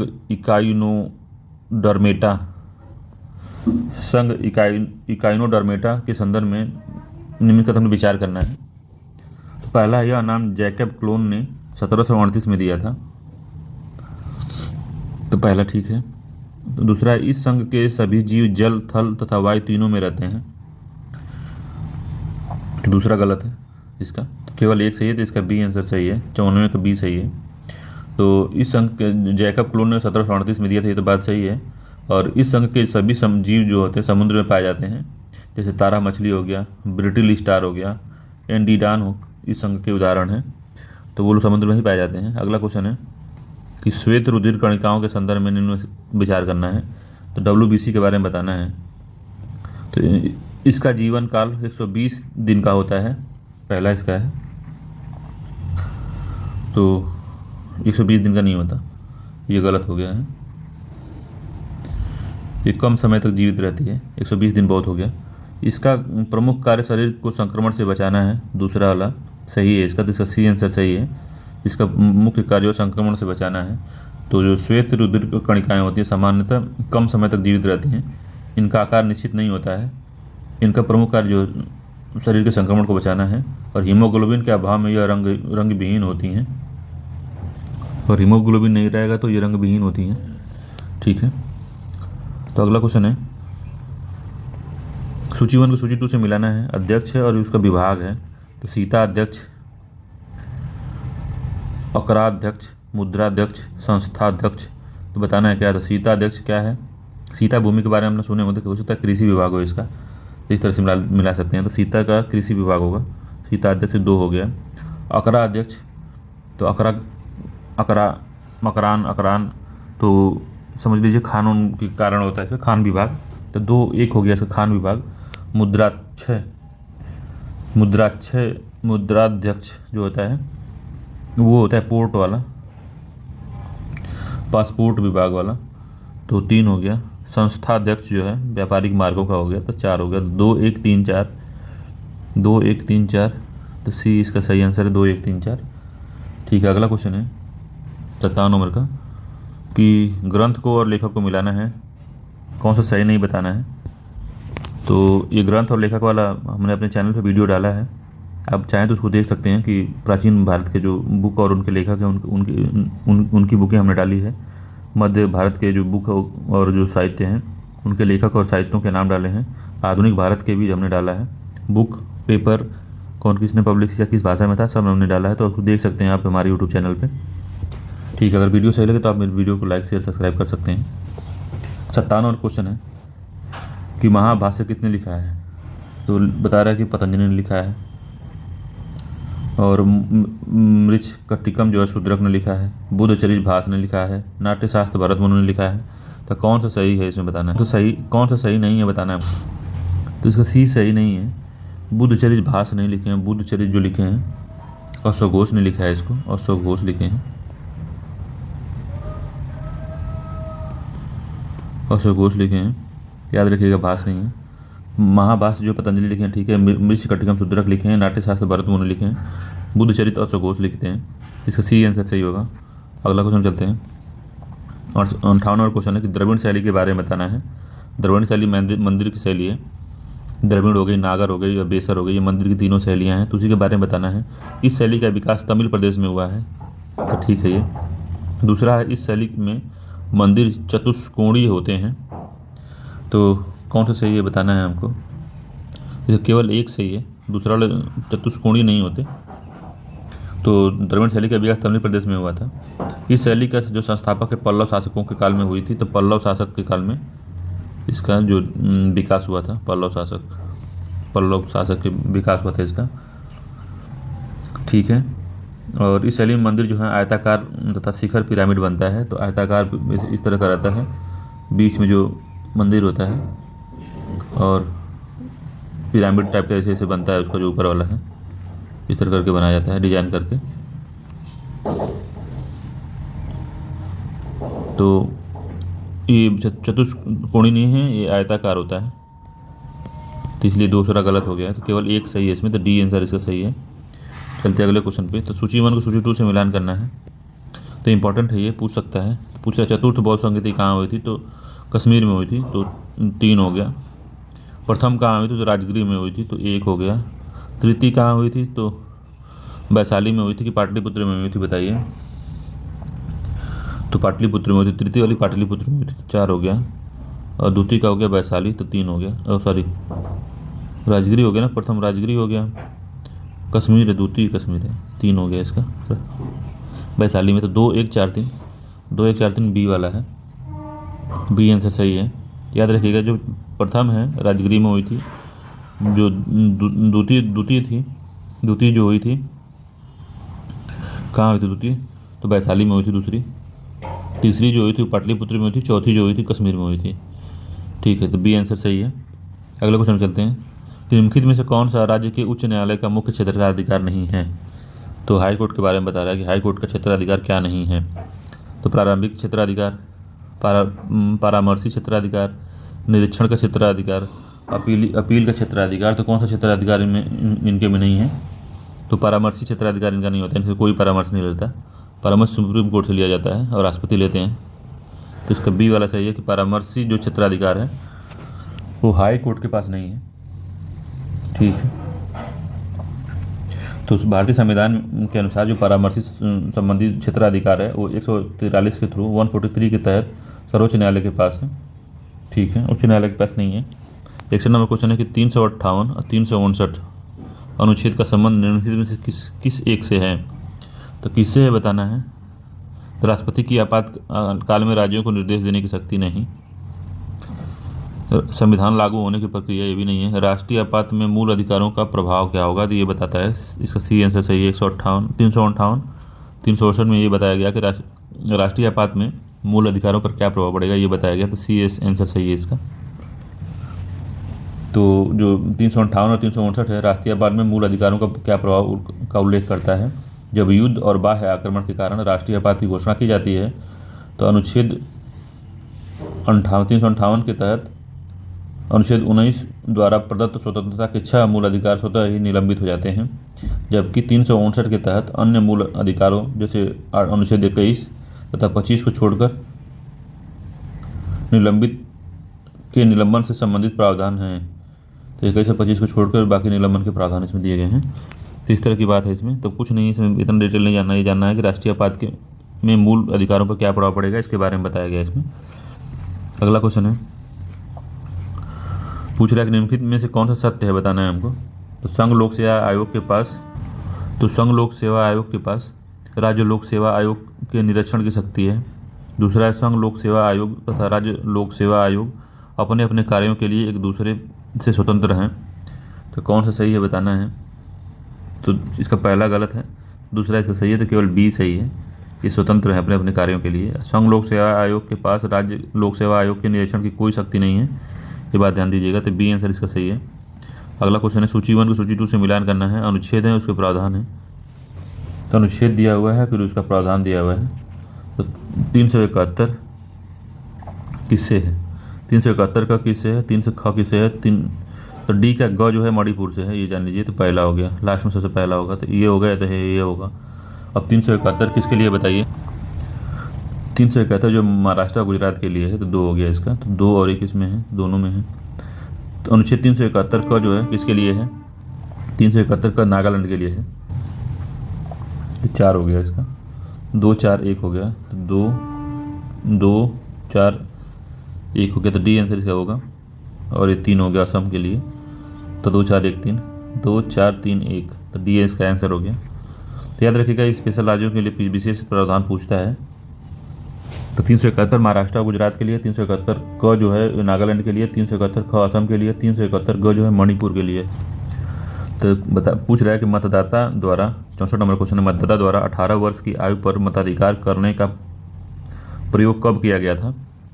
तो ये 71 में नहीं किया गया था, 81 में भी नहीं किया गया था, 90 में भी नहीं किया गया था, ये 89 में किया गया था। क्योंकि जो 61वां जो संविधान संशोधन हुआ था, 61वां कॉन्स्टिट्यूशनल अमेंडमेंट, उसने मतदाता को 21 वर्ष से कम करके 18 वर्ष की आयु में अधिकार दे दिया था कि मतदाताओं की आयु जो है पहले 21 वर्ष थी, उसको घटा के इसने 61 वर्ष कर 18 वर्ष कर दिया था। एक तरह 61वां कॉन्स्टिट्यूशनल अमेंडमेंट 1987 में ये हुआ था, 1988 में हुआ था, ये 89 में लागू हो गया था। तो यही पूछ रहा है कब लागू हुआ था। तो 1989 में लागू हुआ था, पहली बार लोग प्रयोग किए थे 1989 में। 61वां संविधान संशोधन 88 में हुआ था, 1988 में हुआ था 61वां संविधान संशोधन। अगला क्वेश्चन पूछ रहा है कि दिनेश गोस्वामी समिति का संबंध निम्न से किससे था। दिनेश गोस्वामी समिति इंपॉर्टेंट है, किससे था बताना है। तो मौलिक अधिकार से नहीं थी, मौलिक कर्तव्य से नहीं थी, जनजातियों से नहीं थी, चुनाव सुधार से थी। डी आंसर सही है। तो दिनेश गोस्वामी समिति 1980 में बनी थी, 1990 में बनी थी, ऐसी कह रहे हैं 1990 में बनी थी, चुनाव सुधारों से संबंधित थी ये। अगले क्वेश्चन में चलते हैं। 66 नंबर क्वेश्चन है, निम्नलिखित कथनों पर विचार करना है और सही कथन हमको बताने हैं। तो पूछ रहा है कि कुलडेवा से चावल के साक्ष्य प्राप्त हुए हैं। तो पहला है कुलडेवा से चावल के साक्ष्य प्राप्त हुए, तो ये बात ठीक है। दूसरा सरा नहर का उत्खनन बी.डी. मिश्रा करवाए थे, तो ये गलत है। बी.डी. मिश्रा नहीं थे, वो के.सी. ओझा थे, के.सी. ओझा ने करवाया था, ठीक है। लौरादेव गोरखपुर में नहीं, संत कबीर नगर में है। संत कबीर नगर में उत्तर प्रदेश में लौरादेव है। अब भारतीय उपाधि में कृषि के प्राचीनतम साक्ष्य यहीं से प्राप्त हुए हैं। जो कृषि में चावल के जो प्राचीनतम साक्ष्य हैं संत कबीर नगर से मिले हैं, लौरादेव से चावल के, ठीक है, इसलिए ये गलत है। और दमदमा से 41 मानव समाधान के साक्ष्य मिले, तो ये भी ठीक है। तो 1 और 4 सही है इसमें, तो 1 4 किसमें है, सी वाले में है, तो सी आंसर इसका सही है। अगला क्वेश्चन है स्कंद के अभिलेख के संदर्भ में सूची 1 को सूची 2 से मिलाना है। तो अभिलेख हैं, तो कहोम स्तंभ लेख, गढ़ता अभिलेख, भीतरी अभिलेख, इंदौर ताम्रपात्र। तो भीतरी अभिलेख गाजीपुर में है, तो ये सही है। तो सी का पहला हो गया, तो सी का पहला सिर्फ एक में है, तो इसका बी आंसर सही हो गया 21 से। और हम लोग देख लेते हैं कहाँ कहाँ है। तो कहोम स्तंभ जो है गोरखपुर में है, तो 3 हो गया। कहोम जो है गोरखपुर में है। गढ़ता अभिलेख जो है प्रयागराज में है, याद रखिए गढ़ता अभिलेख जो है प्रयागराज में है। ये स्कंदगुप्त अभिलेख, तो 4 हो गया ये। इंदौर ताम्रपात्र जो है वो बुलंदशहर में है, तो 2 सही है। तो 3 4 1 2, 3 4 1 2 जो है बी वाले में है, तो बी आंसर इसका सही है। 68 नंबर क्वेश्चन पे चलते हैं। कथन और कारण वाला क्वेश्चन आ गया। तो वर्ष 1860 में अलीगढ़ में साइंटिफिक सोसाइटी की स्थापना की गई। 68 नंबर क्वेश्चन है कि 1860 में अलीगढ़ में साइंटिफिक सोसाइटी की स्थापना की गई, और कारण क्या है कि इसका उद्देश्य कला और विज्ञान पर पश्चिमी कार्यों का स्थानीय भाषाओं में अनुवाद करना और पश्चिमी शिक्षा को बढ़ावा देना। कह रहा है कौन सही है। तो पहला इसका गलत है, क्योंकि 64 में इसका स्थापना हुई थी, 1864 में। 1864 में अलीगढ़ में साइंटिफिक सोसाइटी की स्थापना की गई थी। दूसरा इसका सही है, तो इसका डी आंसर सही है। ए गलत है परंतु आर सही है, तो इसका डी आंसर सही है। इसका उद्देश्य जो था, सर सैयद अहमद खान ने इसको स्थापित किया था और साहित्यिक संस्था थी ये। सोसाइटी का मुख्य उद्देश्य वही था, कला और विज्ञान पर पश्चिमी कार्यों का स्थानीय भाषाओं में अनुवाद करना और जनता के मध्य पश्चिमी शिक्षा का बढ़ावा देना, ये था। तो ये पूछा कि साइंटिफिक सोसाइटी की स्थापना किसने की थी, तो सर सैयद अहमद खान ने की थी, तो ये भी याद रखिएगा। अगला क्वेश्चन है कि आमिर खुसरो के बारे में बताना है कि कौन सा, उनके विचार करना है कौन सा सही है। तो सही हमको बताना है कौन सा है। तो पहला, इनका जन्म 1253 में कासगंज जिले में हुआ था, तो सही है। कासगंज में हुआ था 1253 में, ये बिल्कुल सही है। दूसरा, यह उर्दू साहित्य के संस्थापक थे, तो ये भी ठीक है, ये उर्दू साहित्य के संस्थापक थे, ये भी ठीक है। दूसरा है बाबा फरीद के नाम से जाने जाते थे, तो ये गलत है, बाबा फरीद के नाम से ये नहीं जाने जाते थे, ठीक है। तो अगला क्वेश्चन है, जो हजरत निजामुद्दीन औलिया थे उनको बाबा फरीद कहा जाता था। बाबा फरीद जो थे हजरत निजामुद्दीन औलिया को कहा जाता था, इस वजह से गलत है तीसरा वाला। भारत में गज़ल गीत शैली लेकर आए थे हमें आमिर खुसरो, तो ये भी ठीक है। तो 1 2 4 सही है इसका, तो ए आंसर इसका सही है, 1 2 4 सही है। अगला क्वेश्चन, शास्त्रीय नृत्य को राज्यों से मिलान करना है। तो कथक कहाँ का है, तो कथक उत्तर प्रदेश का है, तो 2 हो गया, पहले का 2 हो गया। मोहिनीअट्टम कहाँ का है, तो मोहिनीअट्टम केरल का है, तो 3 हो गया। सतरिया कहाँ का है, असम का है, तो 4 हो गया। कुचिपुड़ी कहाँ का है, तो पुड़ी आंध्र प्रदेश का है, तो 1 हो गया। तो 2 3 4 1, तो 2 3 4 1 सी वाले में है, तो सही है, सी आंसर सही है इसका। अगला क्वेश्चन है, भारत के जलप्रपात और उसकी अवस्थिति को मिलाना है। काफ़ी इंपॉर्टेंट क्वेश्चन है, इस तरह का यूपीपीसीएस में पूछता है। तो तुषारगिरी कहाँ पे है, कुंद्रालम कहाँ पे है, बानतांग कहाँ पे है और दूध सागर कहाँ पे है, तो ये हमको बताना है। तो दूध सागर के बारे में आप लोग सुने होंगे, कहाँ पे दूध सागर, दूध सागर गोवा में है, तो चौथे का 1 हो गया, डी का 1 सिर्फ 2 में है, ठीक है। और जो तुषारगिरी जो है केरल में है, तुषारगिरी, तो 4 हो गया, तो 4 एक सी इसका आंसर हो गया अभी। कुंद्रालम कहाँ पे है, तो कुंद्रालम जो है तमिलनाडु में है, तो 3 हो गया इसका। वानतांग जो है मिजोरम में है, तो 2 हो गया। तो वानतांग याद रखिए और कुंद्रालम और तुषारगिरी, बाकी तो दूध सागर तो आप याद है वो गोवा में है, ठीक है। अगला क्वेश्चन में चलते हैं। अगला क्वेश्चन कौन सा है, 72 नंबर क्वेश्चन है, कह रहा है कि निम्नलिखित युग्म में कौन सा एक सुमेलित नहीं है, हमको बताना है 72 नंबर में। तो कह रहा सीन नदी क्या है, इंग्लिश चैनल में गिरती है, तो पहला ठीक है, सीन नदी इंग्लिश चैनल में गिरती है। ओडर नदी बाल्टिक सागर में गिरती है, ये भी ठीक है। निस्तर नदी कैस्पियन सागर में गिरती है, तो निस्तर नदी जो है यूक्रेन व मोल्डोवा की सीमा बनाती है और काला सागर में गिरती है, ठीक है। तो ये काला सागर में गिरती है, काला में, तो सी इसका गलत हो गया। डॉन नदी एजोब सागर में गिरती है, तो ये भी ठीक है। तो इसका सी आंसर सही है, यही सही सुमेलित नहीं है कि जो निस्त नदी है, निस्ता नदी, वो गिरती है काला सागर में। अगले क्वेश्चन में चलते हैं। तो याद रखिएगा निस्तर नदी जो है, निस्तर नदी जो है काला सागर में गिरती है। कथन और कारण वाला फिर से क्वेश्चन आ गया, आरओ में खूब पूछा था पिछली बार, इस बार भी पूछ सकता है, तो देखिएगा इसी से ही सीख ले सकते हैं आप किस तरह से इसको लगाना है। तो पहला है, पच्छाव मेघ चक्रवात के आगमन के सूचक होते हैं, तो सही है, जो पच्छाव मेघ होते हैं चक्रवात के आने के सूचक होते हैं, ठीक है।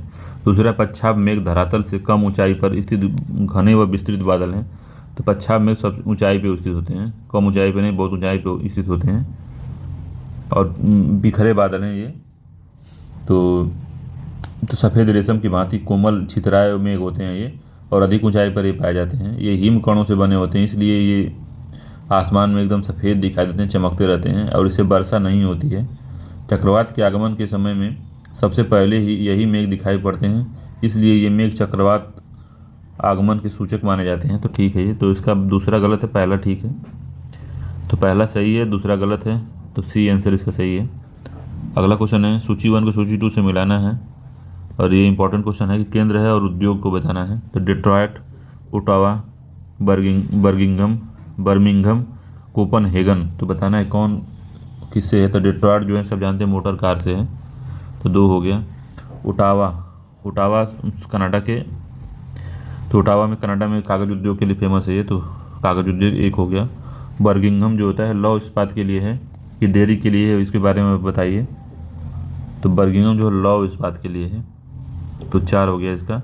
और कोपनहेगन डेयरी उद्योग के लिए है, 3 हो गया। तो 2 1 4 3, 2 1 4 3 बी आंसर इसका सही है, 2 1 4 3 में।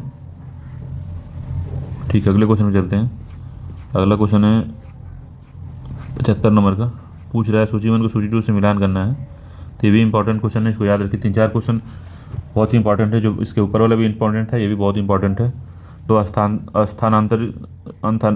स्थानांतरशील कृषि जो है, स्थानांतरण कृषि जिसको कहते हैं, स्थानांतरणशील कृषि, और उसका क्षेत्र में मिलान करना है। तो मिल्पा कहाँ है, चिन्ना कहाँ है, तमराई कहाँ है, कैंगिन कहाँ है। तो जो मिल्पा है वो मैक्सिको में होती है, 2 है। चिन्ना जो है श्रीलंका में होती है, 3 हो गया। और तमराई जो है वो थाईलैंड में है, तो 1 हो गया। और कैंगिन जो है फिलीपींस में, तो 2 3 4 1 है, तो पी बी आंसर सही हो गया इसका। तो देखिए मिल्पा को मिला लीजिए मैक्सिको से, मिल्पा से मैक्सिको, मिल्पा से मैक्सिको। चिन्ना स्वामी स्टेडियम कहाँ है, श्रीलंका में, तो चिन्ना जो है श्रीलंका में है। तमराई जो है थाईलैंड में है। कैंगिन जो है फिलीपींस में है। तो इस तरह से याद रख सकते हैं इसको। अगला क्वेश्चन है कि निम्नलिखित में से कौन सा एक सौर परिवार से संबंधित नहीं है। तो कौन ने क्षुद्र ग्रह, धूमकेतु, निहारिकाएं। तो निहारिकाएं नहीं है, डी इसका सही आंसर है। निहारिकाएं जो है सौर मंडल का भाग नहीं है। ठीक है, ये बीपीएससी में पूछा है इसको, बीपीएससी में भी ये क्वेश्चन पूछा हुआ है। दूसरा है भूमध्य रेखा निम्नलिखित में से किस देश से होकर नहीं गुजरती है। तो ब्राज़ील से, केनिया से, मैक्सिको से, इंडोनेशिया से। तो भूमध्य रेखा किससे नहीं गुजरती है, तो ये मैक्सिको से नहीं गुजरती है, सी इसका सही ऑप्शन है। बाकी सबसे गुजरती है। तो भूमध्य रेखा मैक्सिको से होकर नहीं गुजरती है। भूमध्य रेखा में जो आते हैं, कांगो आता है, केनिया आता है, इंडोनेशिया है, ब्राज़ील है, सोमालिया है, कोलंबिया है, मालदीव है, इन देशों से होकर गुजरती है। 78 नंबर क्वेश्चन है अभिकरण वाला है, अभिकथन वाला और कारण वाला। तो पहला, महाद्वीपों के पश्चिमी उष्णकटिबंधीय क्षेत्रों में विस्तृत मरुस्थल पाए जाते हैं। तो पहला ठीक है। दूसरा है महाद्वीपों के पश्चिमी भाग पर पूर्वी व्यापारिक पौने चलती हैं और पश्चिमी तटों पर महासागर की ठंडी धाराएं बहती हैं। तो ये भी ठीक है। तो दोनों ही सही है, तो व्याख्या कर रहा है। तो एक भाग इसमें देखेंगे तो एक भी थोड़ा सा कन्फ्यूजन आपको होगा, पश्चिम महाद्वीपों के पश्चिमी भाग पर पूर्वी व्यापारिक पन कैसे चलती हैं। तो मान लीजिए ये महाद्वीप है, ठीक है, महाद्वीप है, व्यापारिक पवन इधर से आएगी और इधर से जाएगी, ठीक। तो ये पूर्वी तट है महाद्वीप का, ठीक है। मगर जो ये मान लीजिए महासागर यहाँ पे है, तो महासागर का ये पश्चिमी तट होगा, ये वाला पूर्वी ये वाला होगा। तो जैसे ये जाएंगे यहाँ पे, तो ये महासागर से नमी लेके जाएंगी व्यापारिक पवन। तो पूर्वी भाग में अवरोध आएगा, तो यहाँ बारिश करेंगी ये। तो जब बारिश करेंगे तो इनकी नमी खत्म होती चली जाएगी, तो नमी यहाँ खत्म कम होती चली गई। यहाँ पे पश्चिमी जब छोर पे जब आएगी व्यापारिक पवन ये वाली, तो बस यहाँ पे पहुँचेंगे सब, तो इनकी जो नमी इधर ही ख़त्म हो गई रहेगी, इधर यहाँ पे ख़त्म हो गई रहेगी, तो यहाँ पे बारिश ये लोग नहीं करेंगी। तो यही कहना चाहता है कि पश्चिमी भाग पर पूर्वी व्यापारिक चलते थे, पूर्व तरफ से आ रहे हैं तो पूर्वी व्यापारिक पवन चलती हैं, तो ये बात ठीक है। दूसरी बात है कि पश्चिमी तटों पर महासागर की ठंडी जलधारा चलती है, तो ये भी बात सही है। जो पश्चिमी तट है वहाँ पे हमेशा नीचे से ऊपर जाती हुई ठंडी जलधारा चलती हैं, तो ठंडी जलधारा होने के कारण यहाँ वाष्पीकरण नहीं होता है, हवाएं ऊपर नहीं उठती और बारिश नहीं हो पाती है। यहाँ पे हमेशा हाई प्रेशर बना होता है, हवाएं नीचे बैठती हैं, इस वजह से इस एरिया में बारिश नहीं होती है। तो इसी वजह से क्या होता है कि यहाँ पे पूरा मरुस्थल पाया जाता है पश्चिमी भाग में, उष्णकटिबंधीय क्षेत्र में। तो वही कह रहा है ये, पहले में बताया कि विस्तृत मरुस्थल पाए जाते हैं, ठीक है। तो कारण क्या बताया कि पश्चिमी भाग में ये सब चलती हैं और पूर्वी व्यापारिक पवनें भी पश्चिम पे आते हैं, महाद्वीपों के पश्चिमी भाग पे, तो नमी लेके नहीं आती हैं। तो इस तरह से देखेंगे तो अब पहला क्वेश्चन सही है और व्याख्या भी कर रहा है। पहला सही है कि महाद्वीपों के पश्चिमी विस्तृत मरुस्थल है, और कारण भी सही बता रहा है कि व्यापारिक पवनें चलती हैं और पश्चिमी तटों पर महासागर की ठंडी जलधाराएँ बहती हैं, दोनों ही बात सही है। तो इसलिए एक आंसर सही है इसका, ए वाला, ठीक है। समझ आया होगा, अच्छी बात है, समझ लीजिएगा, 2-3 बार देखेंगे समझ में आ जाएगा जो मैं बता रहा हूँ। अगले क्वेश्चन में चलते हैं। अगला क्वेश्चन है 79 नंबर का कि नरमैडी बीच निम्नलिखित में से किस देश में अवस्थित है। तो नरमैडी बीच कहाँ पे है, तो बताइए। सिंगापुर में, फ्रांस में, बेल्जियम में, जर्मनी में है। तो नरमैडी बीच जो है फ्रांस में है, तो बी आंसर इसका सही है, बी है, फ्रांस में है। 80 प्रचुर कैल्शियम वाली मृदा को क्या कहा जाता है। तो प्रचुर जिसमें कैल्शियम होता है उस मृदा को हम क्या कहते हैं। तो पेड लफर नहीं, लैटेराइट भी नहीं है, पाटजाल भी नहीं है, पेडोकल कहते हैं उसको, डी आंसर सही है। पेडोकल में जो कैल्शियम की प्रचुर मात्रा पाई जाती है, याद रखिएगा, पेडोकल नाम है उसका। अगला क्वेश्चन है ग्रेट बैरियर रीफ के बारे में बताना है कि कौन सा कथन सही है। पहला, यह ऑस्ट्रेलिया महाद्वीप के उत्तर पूर्वी तट के साथ विस्तारित है, तो ठीक है पहला। दूसरा है कि इसका निर्माण ज्वालामुखी के निस्तृत पदार्थों से हुआ है, तो ये नहीं सही है, केवल एक सही है इसका, ए वाला। ग्रेट बैरियर रीफ का निर्माण ज्वालामुखी से नहीं हुआ है, ठीक है। तो एक आंसर सही है इसका, ए, केवल एक। तो निर्माण किससे हुआ है इनका, तो कहाँ गया, इसका निर्माण जो है प्रवाल भित्तियों से नहीं हुआ है, इनका निर्माण जो है ज्वालामुखी से नहीं हुआ है, इनका निर्माण जो है प्रवाल भित्तियों के अस्थि पंजा के इकट्ठे होते उनसे हुआ है, प्रवाल जीवों से हुआ है इसका निर्माण, तो इसमें से दूसरा गलत हो गया। 82 टीटीकाका झील अवस्थित है गुआना पठार पे, इथोपिया पठार पे, बोलिविया के पठार पे, ब्राज़ील के पठार पे। तो ये भी बढ़िया क्वेश्चन है, कहाँ पे स्थित है, तो ये बोलिविया के पठार पे है, बोलिविया के पठार पे टीटीकाका झील है। ये दक्षिण अमेरिका में बड़ी झीलों में से एक है, और यह बोलिविया के पठार पे अवस्थित है, तो दक्षिण अमेरिका में है, ठीक है। अगला क्वेश्चन है मोस्ट इंपॉर्टेंट क्वेश्चन है एग्जाम के लिए, पीसीएस के लिए, इस तरह का क्वेश्चन वो मिलान कराता है, तो काफ़ी बढ़िया ये क्वेश्चन है। जजाऊ का युद्ध है, करनाल का युद्ध है, अंबूर का युद्ध है, चमकौर का युद्ध है, तो इंपॉर्टेंट है, इसको कहीं लिख लीजिए, नोट बना लीजिए इसका। इस तरह का युद्ध पूछता है। तो जजाऊ का युद्ध कब हुआ था, तो 1707 में जजाई का युद्ध हुआ था, 1707 में, 2 हो गया। करनाल का युद्ध कब हुआ था, तो 1739 में करनाल का युद्ध हुआ था, 4 हो गया इसका। और अंबूर का युद्ध कब हुआ था, तो 749 में हुआ था, 3 इसका सही है। और 1 हो गया 1705 में। चमकौर का युद्ध हुआ था 1705 में, ठीक है। तो 2 4 3 1 2 4 3 1 बी, इसको याद रखिएगा, बहुत ही इंपॉर्टेंट है ये, बार बार कह रहा हूँ, ये क्वेश्चन फंसा देगा, ये याद रखिएगा। अगला क्वेश्चन में चलते हैं। अगला क्वेश्चन है 84 नंबर का है, कथन कारण वाला है कि वर्ष 1882 में तीरथ सिंह ने कोल विद्रोह का नेतृत्व किया था। 1822 ईस्वी में तीरथ सिंह ने कोल विद्रोह का जो नेतृत्व किया था, क्या ये सही है, तो ये गलत है। तो कोल विद्रोह का जो पहला जो हुआ था 1822 ईस्वी में हुआ था, और सरकार दौलत में चावल की नशीली शराब का उत्पादन शुल्क लगाने पर ये कोल विद्रोह हुआ था, ये भी याद रखिएगा। और इस कारण से यहाँ पे दूसरा कारण था कि भूमि संबंधी जो असंतोष था लोगों में, उसमें कर ज़्यादा उन्होंने बढ़ा दिया था, तो उनके कारण भी हुआ था। कोल विद्रोह के जो नेता थे वो भगवत और गंगा नारायण थे, 2 लोग थे, भगवत और गंगा नारायण। इसमें क्या दिया, तीरथ सिंह दिया, इसीलिए गलत है, भगवत और गंगा नारायण है, ठीक है। कारण क्या है, 1822 ईस्वी में सरकार ने चावल की नशीली शराब का पर उत्पादन पर शुल्क लगा दिया था, तो ये ठीक है। तो आर सही है, ए गलत है, तो सी आंसर इसका, सॉरी डी इसका आंसर सही है कि ए गलत है, आर सही है, तो डी आंसर इसका सही है, ए गलत है, आर सही है। अगला क्वेश्चन क्या है, देखिए समाचार पत्र आ गया, तो तीनों वीडियो अगर देख लेते हैं मेरा, अब उसमें मैंने अपलोड किया है समाचार पत्र, पत्रिकाएँ आधुनिक भारत का, मध्य भारत का साहित्य और प्राचीन भारत के साहित्य और उसके लेखक मैं डाला हूँ, उसको हमको लग रहा है 1 घंटे के आसपास का, उसमें नोमेरिकल भी उनका दिया, उनका नोमेरिकल कर रहे हैं, उनका क्वेश्चन भी एमसीक्यू भी उनके साथ है। तो ऊपर आप थ्योरी पढ़िए, नीचे एमसीक्यू उसका दिया हुआ है जो पिछले एग्जामों में आया हुआ है, तो आप उसको देख सकते हैं।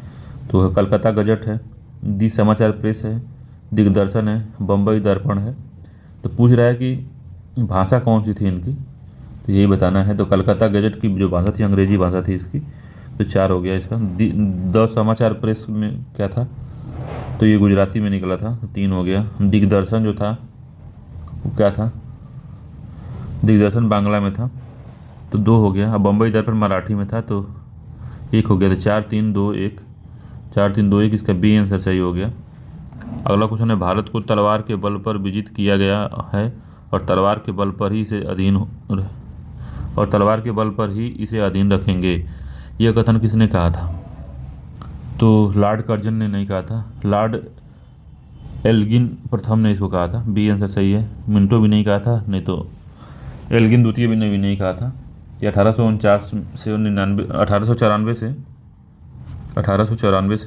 99 तक रहा था। एल्गिन प्रथम इसी ने बोला था। बी आंसर में, बी आंसर सही है इसका।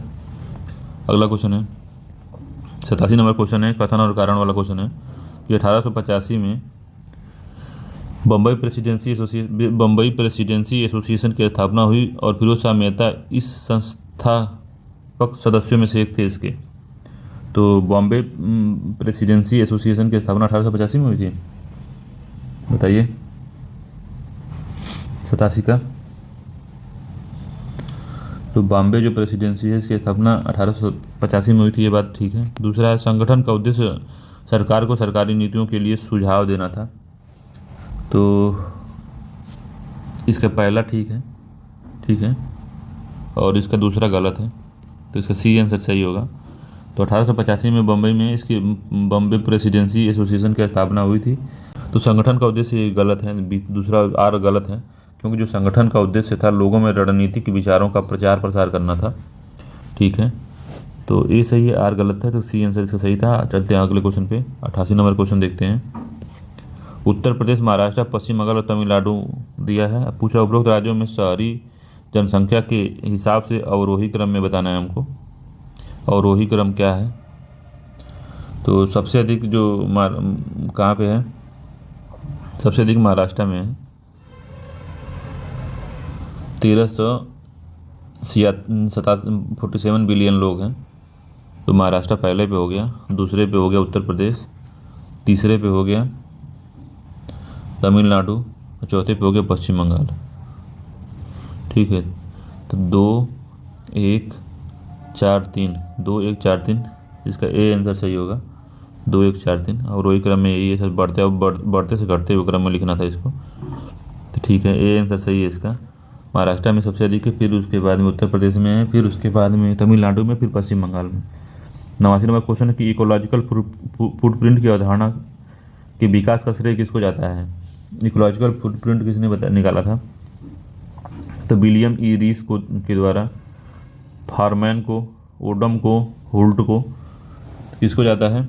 तो विलियम ई रीस को जाता है इकोलॉजिकल फुटप्रिंट का अवधारणा का श्रेय। ठीक है, ए आंसर सही था, ये वाला आंसर सही है। तो 90 नंबर का जो क्वेश्चन है इसको देखते हैं कि कौन सा सही सुमेलित है बताना है।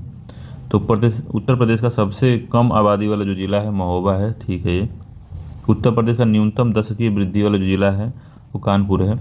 सी है, उत्तर प्रदेश का न्यूनतम जनसंख्या घनत्व वाला जिला है ललितपुर है। तो कौन सा सही है बताना? तो डी सभी इसमें सही हैं। सबसे कम न्यूनतम वाला जनसंख्या घनत्व वाला जिला है ललितपुर है, याद रखिएगा। अगला क्वेश्चन है 91 नंबर क्वेश्चन है, कह रहा है कि सीमांतीय अस्थायी सुविधा दर MSF मार्जिनल स्टैंडिंग फैसिलिटी के संदर्भ में क्या सत्य है बताना है। तो RBI ने पहली बार वित्तीय वर्ष 2011 में MSF की घोषणा की थी। ठीक है, पहला तो ठीक है, इसका पहला सही है। जो MSF है तो MSF की दर जो है रेपो रेट से 1% कम होती है, तो ये गलत है। जो MSF की दर है वो रेपो रेट से 1% अधिक होती है, तो कम नहीं होती है, अधिक होती है 1%। तो इसी वजह से गलत है, तो केवल एक सही है, ए आंसर इसका सही है। अगला क्वेश्चन है, पत्र और प्रकाशन कौन किया था ये बताना है। तो द इंडियन सोशोलॉजिस्ट, तो श्याम कृष्ण वर्मा, ये सही है, तो पहला का पहले ही होगा। अनहिलेशन ऑफ कास्ट, तो ये भी इन्हीं का है, तो दूसरा इसका सही है। इंडियन डिवाइड, तो राजेंद्र प्रसाद का इंडिया डिवाइड, तो ये भी 3 हो गया। इंडियन इंस्टीट्यूट सुभाष चंद्र बोस का है, तो 4 हो गया। सब मैच है 1 2 3 4, इसका ए आंसर सही है। 1 2 3 4 ऐसे मैच है। अगला क्वेश्चन है तो इसका ए वाला सही है, 1 2 3 4। अगला क्वेश्चन है, बैंक ग्राउंड रेडिएशन के बारे में बताना है। तो बैंक ग्राउंड रेडिएशन के बारे में निम्न से कौन सा सही है? तो पूछ रहा है कि यह इरादतन विकिरण स्रोत के प्रवेश करने का कारण होता है, गलत है। यह केवल कृत्रिम स्रोतों से उत्पन्न होता है, तो ये भी गलत है। यह मानव स्वास्थ्य के लिए लाभदायक है, तो ये भी गलत है, हानिकारक है। यह हर समय एक स्थान पर मौजूद रहता है, यह हर समय हर स्थान पर मौजूद होता है, तो ये बात ठीक है, डी वाली। तो 93 का डी सही है कि बैकग्राउंड रेडिएशन हमारे चारों ओर हर समय उपस्थित रहता है, यह प्राकृतिक और कृत्रिम दोनों स्रोतों से उत्पन्न होता है, तो ठीक है ये डी वाला। चोल काल में कुर्रम क्या थे? तो चोल काल में कुर्रम के बारे में बताना है, क्या थे वो? तो मंदिर निर्माण की शिल्प की शैली थी। मंदिर निर्माण शिल्प के लिए था? नहीं। राज्य आश्रित संगीतकारों के लिए कुर्रम का? नहीं। ग्राम संघ के लिए कुर्रम का यूज किया जाता था, ये बात सही है, सी इसका आंसर सही है। व्यापारियों की सभा के लिए, तो इसके लिए भी नहीं, तो उस ग्राम संघ के लिए किया जाता था इसका, ठीक है। चोल काल में ग्राम संघों को कुर्रम कहा जाता था। चोल साम्राज्य प्रांतों में विभाजित था, जिसमें मंडल कहते थे, और चोल साम्राज्य जो है में 8 मंडल थे। चोल साम्राज्य में 8 मंडल थे। चोल काल में व्यापारिक नगरों में नगरम नामक व्यापारी की एक सभा रहती थी। तो ये सब छोटी छोटी बातें इसको याद रखिए, तो काफ़ी महत्वपूर्ण रहेगा। अगला क्वेश्चन है 95 नंबर का कि उत्तर प्रदेश भूमि सुधार निगम की स्थापना कब हुई थी? तो इंपॉर्टेंट है, दूसरी बार ये क्वेश्चन आ रहा है। तो 1975 में, 1985 में, 1900, इस पेपर में दूसरी बार नहीं है, दूसरे पेपरों में है। दूसरे पेपर में भी इसको डिस्कस किए हैं। उत्तर प्रदेश भूमि सुधार निगम 1975 में, 1985 में, 1978 में, 1999 में। तो कब हुआ था? तो 1978 में हुआ था, इसको याद रखिएगा। 1978 में भूमि सुधार की स्थापना हुई थी, भूमि सुधार निगम। अगला क्वेश्चन है 96 नंबर का, कांग्रेस के प्रति लॉर्ड कर्जन की नीति क्या थी? इसे गैर कानूनी घोषित करना? नहीं। इसके अस्तित्व को समाप्त कर दिया जाना? तो ये भी चाहता था कि वो समाप्त हो जाए। अपने वहाँ पे भारत में रहने के काल में वो सोचता था कि इसको, कांग्रेस को कैसे समाप्त हो जाए।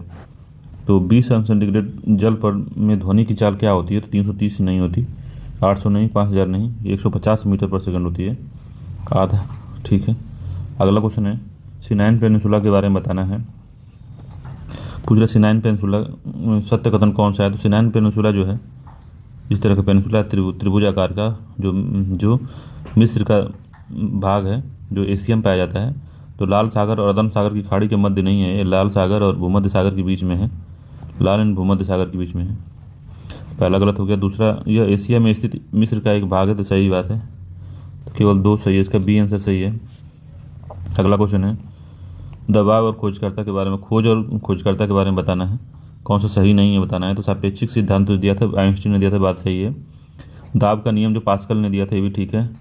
ट्रांसफार्मर का खोज वाटरमैन ने नहीं किया, तो फैराडे ने किया था, तो ये गलत हो गया, सी इसका आंसर है, यही गलत हो गया। ग्रामोफोन का यूज एडिसन ने किया था, ये भी ठीक है। 100वां है निम्नलिखित में से कौन सा एक पहाड़ी चंदन के वनों के लिए प्रसिद्ध है? तो नियामगिरी नहीं, पालकोंडा नहीं, मेलागिरी जो है तमिलनाडु में, यही जो है चंदन के वनों के लिए फेमस है, सी इसका आंसर सही है। 101 नंबर क्वेश्चन देखते हैं। 101 नंबर क्वेश्चन कह रहा है कि हरित ग्रंथि के नाम से किसको जाना जाता है? तो हरित ग्रंथि के नाम से निम्नलिखित में से किस प्राणी में उत्सर्जन होता है? तो हरित ग्रंथि के कारण किस प्राणी में उत्सर्जन होता है, ये पूछ रहा है ये। तो झींगा में, तिलचट्टा में, केंचुआ में, कबूतर में। तो झींगा में होता है, ए आंसर सही है इसका, जो है झींगा में। झींगा अन्य क्रस्टेशियस जंतुओं में उत्सर्जन हरित ग्रंथि द्वारा होता है, क्रस्टोशियस जो प्रजाति होती है उनका। 102 नंबर क्वेश्चन है कि अशखाबाद निम्नलिखित में से किस एक मध्य एशिया की देश की राजधानी है? तो अशखाबाद जो समझौता है यातायात के लिए, तो किस देश में हुआ था? तो उसी देश में इसकी राजधानी भी है, उसी देश की राजधानी भी है। तो तुर्कमेनिस्तान की राजधानी अशखाबाद है, तो इसका डी आंसर सही है, तुर्कमेनिस्तान की राजधानी है, तुर्कमेनिस्तान की राजधानी अशखाबाद है।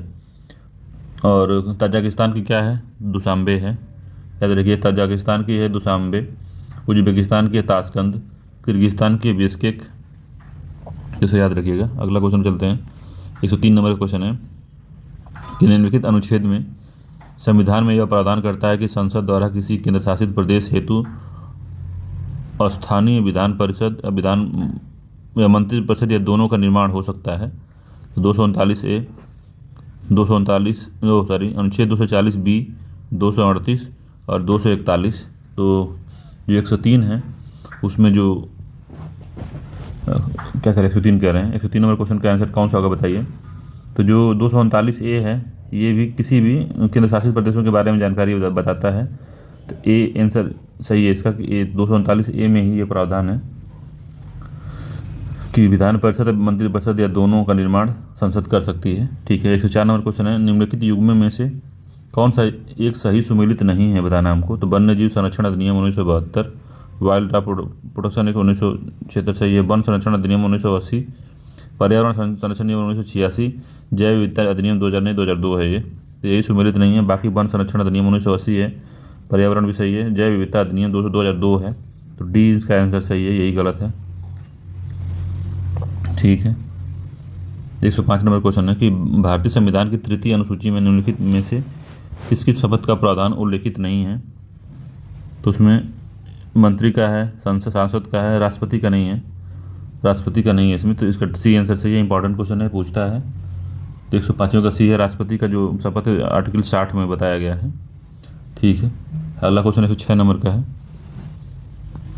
106 नंबर क्वेश्चन है, मध्यकालीन संत है उनके कार्य क्षेत्र को बताना है। तो शंकरदेव, तो कौन सा सुमेलित नहीं है ये भी बताना है। सुमेलित नहीं है। शंकरदेव कहाँ थे, तो असम में थे, बात सही है। मलूक दास जो थे राजस्थान में नहीं थे। मलूक दास जो थे इलाहाबाद के कारा वाला क्षेत्र में थे, इलाहाबाद में थे, इलाहाबाद कारा क्षेत्र। पूर्वी उत्तर प्रदेश में इनका पूरा मामला था मलूक दास का। नरसिंह मेहता का गुजरात है। ठीक है। नामदेव का महाराष्ट्र, ये भी ठीक है। तो इसका बी आंसर सही है। मलूक दास का राजस्थान नहीं है, इलाहाबाद का क्षेत्र है। ठीक है। 73वां संविधान संशोधन अधिनियम कब लागू हुआ था, पूरे देश में कब लागू हुआ था पूछ रहा है, संशोधन नहीं बता रहा है। तो लागू कब हुआ था ये बताना है हमको। तो 24 अप्रैल 1993 को लागू हुआ था, याद रखिएगा। सामोआ द्वीप निम्नलिखित में से किस महासागर में अवस्थित है। सामोआ द्वीप उत्तरी प्रशांत में है कि दक्षिणी प्रशांत में है कि उत्तरी अटलांटिक में है कि उत्तरी हिंद महासागर में है। तो दक्षिणी प्रशांत में है। तो इसका बी आंसर सही है, दक्षिणी प्रशांत महासागर में है। बी आंसर सही है इसका। जो सामोआ द्वीप है दक्षिणी प्रशांत महासागर में है। यह पोलिनेशिया और ओशिनिया के व्यापक क्षेत्रों का हिस्सा है। ठीक है। 109 नंबर क्वेश्चन क्या कह रहा है, निम्नलिखित में से कौन सा प्राचीन महाजनपद यमुना नदी के तट पर स्थित है। यमुना नदी के तट पर कौन सा प्राचीन महाजनपद स्थित है। तो अंग है, अवंती है, मत्स्य है, वत्स है। तो वत्स तो राजधानी जो है कौशाम्बी को कहते हैं। तो कौन सा है बताइए। तो वत्स ही अवस्थित है, डी आंसर सही है। तो वत्स जो है आधुनिक इलाहाबाद तथा बांदा जिले के अंतर्गत आता है। पता है इसकी राजधानी कौशाम्बी थी जो यमुना नदी के किनारे स्थित है। ठीक बात सही है, वत्स, डी इसका आंसर सही है। 110 नंबर क्वेश्चन है, निम्नलिखित में से कौन सा एक सही सुमेलित नहीं। तो पीयूष ग्रंथि को मास्टर ग्रंथि कहते हैं, पहला ठीक है। दूसरा है थायरॉक्सी हार्मोन जो है, थायरॉक्सी क्या है, हार्मोन है। वैसोप्रेसिन क्या है, वैसोप्रेसिन। तो वैसोप्रेसिन हार्मोन है मगर प्रोटीन लिखा है, तो यही सही सुमेलित नहीं है। तो सी इसका सही है, ये हार्मोन है। वैसोप्रेसिन जो है हार्मोन है। पॉलीइथीन जो है बहुलक है। ठीक है। ये अगला क्वेश्चन है, इंटरनेशनल फाइनेंस कॉरपोरेशन IFC, तो IFC के बारे में बताना है कि एक वैश्विक संस्था का महत्वपूर्ण निकाय है। तो किस एक वैश्विक संस्था का महत्वपूर्ण निकाय है। तो ब्रिक्स बैंक का, विश्व बैंक का, IMF का या ADB का। तो किसका महत्वपूर्ण निकाय है। तो विश्व बैंक का है। तो बी आंसर सही है। विश्व बैंक के 5 निकाय हैं, तो 5 में से एक है ये IFC। 112 नंबर क्वेश्चन है कि निम्नलिखित में से कौन सा पूर्वी उत्तर प्रदेश का लोक नृत्य है। तो पूर्वी उत्तर प्रदेश का लोक नृत्य कौन सा है। तराई है, चरकुला है, नटवरी है, सैरा है। तो पूर्वी उत्तर प्रदेश का पूछ रहा है, तो बताइए, पूर्वी उत्तर प्रदेश वाले बताएं इसको। तो नटवरी है वो पूर्वी उत्तर प्रदेश का है, तो सी इसका आंसर सही है। ठीक है। नटवरी के बारे में याद रखिएगा। जन्माष्टमी के अवसर पर भगवान श्री कृष्ण के सम्मान में इसको नृत्य किया जाता है। अगला क्वेश्चन है, सूची 1 को सूची 2 से मिलाना है, पर्यावरण सम्मेलन है और निर्णय है उसका बताना है। तो किसका है, स्टॉकहोम सम्मेलन किसके लिए है, ओजोन किसके लिए है, हरित जलवायु कोष की स्थापना, एजेंडा 21 के लिए है, यूएनईपी की स्थापना के लिए, ओजोन संस्तर के लिए है। तो कौन सा है इसमें बताना है आपको। तो स्टॉकहोम जो कन्वेंशन है यूएनईपी की स्थापना यहीं पे हुई थी, तो 3 है इसका। वियना कन्वेंशन जो है ओजोन स्तर संरक्षण के लिए है ये, तो 4 हो गया इसका। रियो सम्मेलन 2 एजेंडा 21 है इसी के लिए, तो 2 हो गया। 3 4 2 1 कानकुन जो समझौता है हरित जलवायु कोष के लिए है, तो 3 4 2 1 इसका है। 3 4 2 1 जो डी आंसर इसका सही है, इंपॉर्टेंट है ये। कौन सा, अगला क्वेश्चन 114 का कि कौन सा सुमेलित नहीं है बताना है। तो राष्ट्रीय उद्यान है और प्रदेश है, तो पिन घाटी नेशनल पार्क कहाँ पे है, तो हिमाचल प्रदेश में है, बताना है कहाँ पे है बताइए। पिन जो है हिमाचल प्रदेश में, ठीक है। ये दाचीगम जो जम्मू कश्मीर में है। ब्लैक बग जो है महाराष्ट्र में है, कहाँ पे है, कुंद्रेमुख कर्नाटक में। तो दोनों में बताइए कौन सा गलत है। तो ब्लैक बग महाराष्ट्र में नहीं है, ये गुजरात में स्थित है, गुजरात का नेशनल पार्क है ब्लैक बग। कुंद्रेमुख जो है कर्नाटक में भी, ठीक है। तो सी आंसर सही है, ब्लैक बग जो राष्ट्रीय उद्यान अभ्यारण्य है ये जो है राजस्थान में नहीं, गुजरात में है, महाराष्ट्र में नहीं है, ठीक है। अगला क्वेश्चन है, भारत शासन ने पर्यावरण विभाग का गठन कब किया था। तो इंपॉर्टेंट क्वेश्चन है, पर्यावरण विभाग की स्थापना कब हुई थी। तो 1972 में नहीं हुई थी, 92 में भी नहीं हुई थी, 86 में नहीं थी, 1980 में हुई थी। इसका डी आंसर सही है, 1980 में पर्यावरण विभाग की स्थापना हुई थी। 116 नंबर क्वेश्चन है, प्रकाश संश्लेषण की क्रिया में बने ग्लूकोज में ऑक्सीजन कहाँ से आती है। तो पानी से, कार्बन डाइऑक्साइड से, सूर्य के प्रकाश से, क्लोरोफिल से। तो कार्बन डाइऑक्साइड से आती है, बी आंसर सही है कि प्रकाश संश्लेषण की क्रिया में बने ग्लूकोज में ऑक्सीजन कहाँ से आती है। तो कार्बन डाइऑक्साइड से आती है, याद रखिएगा। 117 नंबर का क्वेश्चन है कि दूध एक पायस या इमल्सन का उदाहरण है।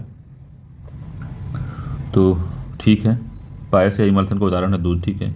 दूध में विटामिन सी के अलावा लगभग सभी पोषक तत्व तो पाए जाते हैं, तो ये भी सही बात है। तो इसका सी आंसर सही है, दूध में सब पाया जाता है।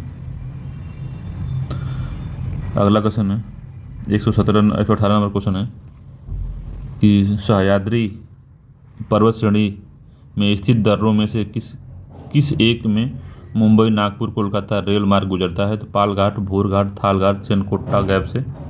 तो कौन सा है, तो थालघाट है, सी आंसर सही है, थालघाट से गुजरता है, सी आंसर ठीक है इसका।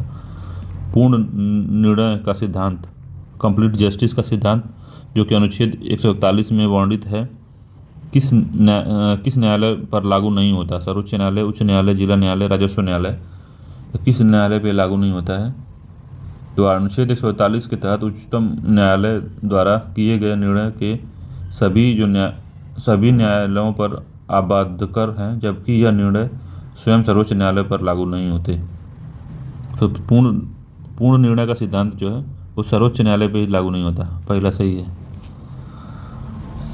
कहने का मतलब है कि 147 के तहत जो उच्चतम न्यायालय द्वारा दिए गए निर्णय हैं भारत के सभी न्यायालयों पर आबादकर हैं, मतलब कि लागू सभी न्यायालयों पर लागू होंगे, जबकि यह निर्णय स्वयं सर्वोच्च न्यायालय पर लागू नहीं होगा। तो ए आंसर इसका सही है। वो चाहेगा तो दूसरा सिद्धांत भी दे सकता है। 120 नंबर क्वेश्चन है कि यंत्र है, उपकरण है, उसको उपयोग करना है। तो यूडोमीटर वर्षा मापक, तो यूडोमीटर जो है वर्षा मापक है, ठीक है। हाइग्रोमीटर वायुमंडलीय आर्द्रता का मापक है। तो यूडोमीटर के बारे में बताना है हमको। तो पहला ठीक है वर्षा मापक, तो हाइग्रोमीटर वायुमंडलीय आर्द्रता को मापता है, ठीक है। विस्कोमीटर द्रव प्रवाह की गति मापता है। तो विस्कोमीटर विस्कोसिटी मापता है, कितना श्यानता कितनी है, श्यानता मापता है ये, द्रव की प्रवाह गति नहीं मापता। तो तीसरा गलत हो गया, तो दोनों सही हैं। तो बी आंसर सही है इसका, 1 और 2 सही है। 121 नंबर क्वेश्चन है कि वर्ष 2011 की जनगणना के अनुसार भारत में ग्रामीण एवं शहरी लिंगानुपात क्रमशः कितना है। तो बताना है ग्रामीण और शहरी अनुपात कितना है। तो 947 ग्रामीण है और 929 जो है शहरी है। 929 है, 947 है, 943 है, 933 है, 929 है, 943 है। तो देखिए शहरों में लिंगानुपात सही है, 200 ग्रामीण में सही है, 947 है और शहरी लिंगानुपात 929 है। याद रखिएगा, ए आंसर सही है इसका। तो लिंगानुपात के मामले में गांव बहुत सही है, शहर में पढ़े लिखे लोग और ज़्यादा नरक मचाए हुए हैं। 122 नंबर क्वेश्चन है, किस संविधान संशोधन द्वारा यह प्रावधान किया गया कि राष्ट्रपति के निर्वाचक मंडल में रिक्तता होने पर भी राष्ट्रीय चुनाव अवैध नहीं होगा। अगर मान लीजिए एक आध जो विधायक हैं या सांसद हैं उनका स्थान खाली भी है तो उस कारण से राष्ट्रपति का चुनाव नहीं रुकेगा। तो किसमें ये दिया गया था, कौन सा वो संविधान संशोधन था? तो वो संविधान संशोधन 11वां संविधान संशोधन 1961 था, याद रखिएगा। 11वां संविधान संशोधन 1961 में यह प्रावधान किया गया कि राष्ट्रपति के निर्वाचक मंडल में रिक्तता होने पर भी राष्ट्रपति का जो चुनाव है अवैध नहीं होगा। सी आंसर इसका सही है, इंपॉर्टेंट है, याद रखिएगा। अगला क्वेश्चन 123 नंबर का है, कह रहा है कि निम्नलिखित में से कौन सा एक पद केवल जीव द्वारा ग्रहण किए गए स्थान का ही नहीं अपितु जीवों के समुदाय के उसकी कार्यात्मक भूमिका का भी वर्णन करता है? तो इकोटोन, पारिस्थितिकी कर्मता, आवास क्षेत्र या आवास? तो पारिस्थितिकी कर्मता है, बी आंसर इसका सही है। जो इकोलॉजिकल नीच होता है इसको कहते हैं इकोलॉजिकल नीच।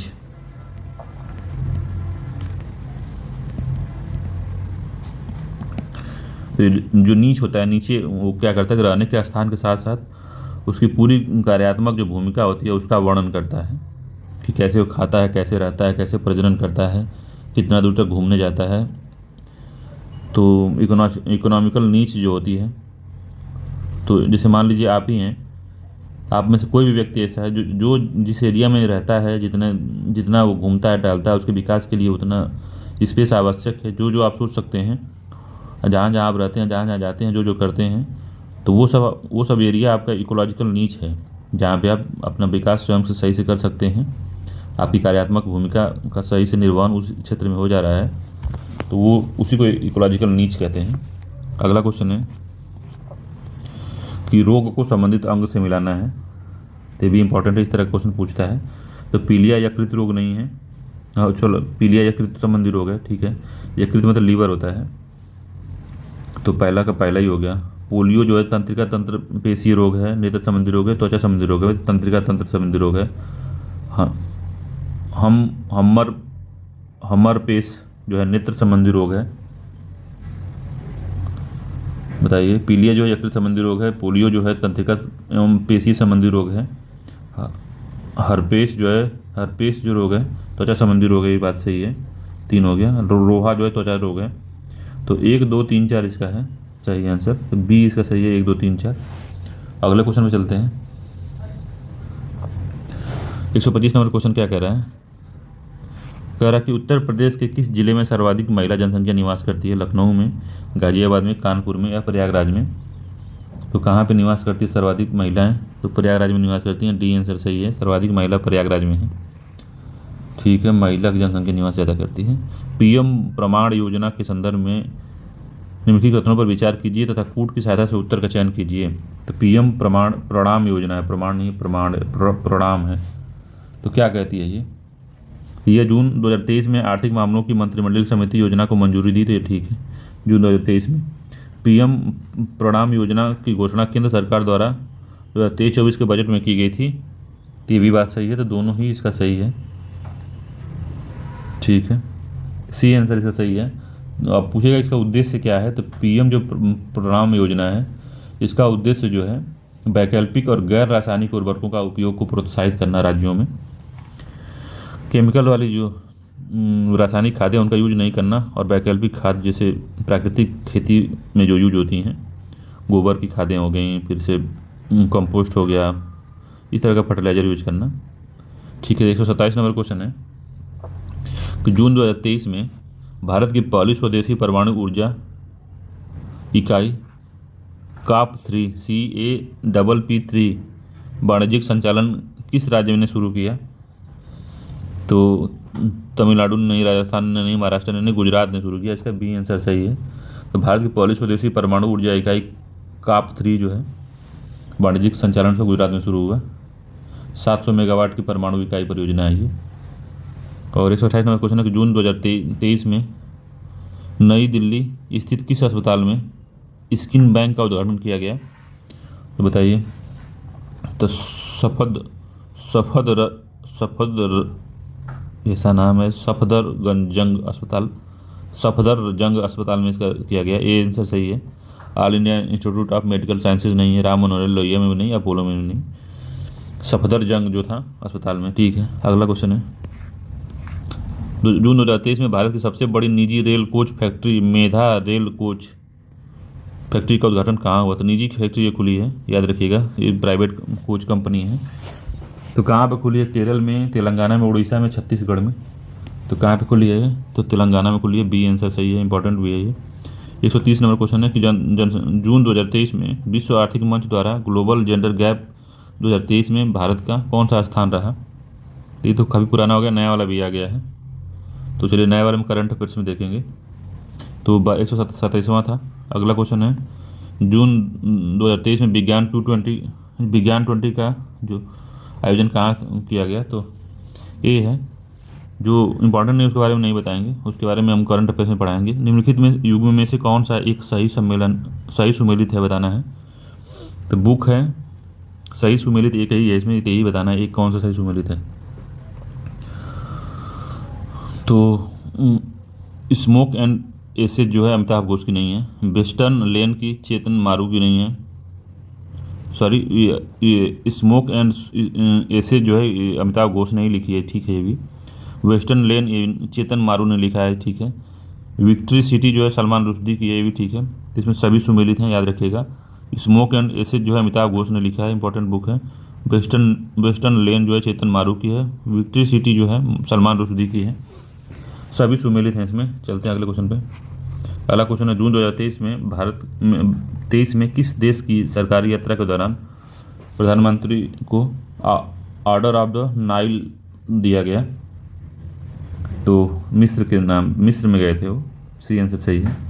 अगला है महिला T20 इमर्जिंग टीम एशिया 2023 का आयोजन कहाँ किया गया था जून 2023 में?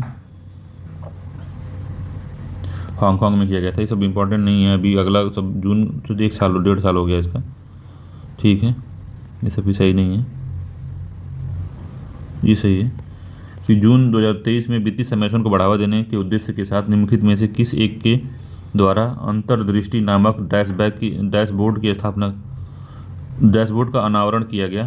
तो कौन बैंक है? भारतीय रिजर्व बैंक, वित्त मंत्रालय, आर्थिक विकास विभाग, भारतीय स्टेट बैंक। किसके द्वारा किया गया बताइए? तो RBI द्वारा किया गया अंतर्दृष्टि, ये आंसर सही है। अगला क्वेश्चन है तो जून 2023 में केंद्र सरकार द्वारा निम्नलिखित में से किसकी अध्यक्षता में मणिपुर में एक शांति समिति का गठन किया गया? तो अनुसुईया उइके के नेतृत्व में। तो ये आंसर सही है।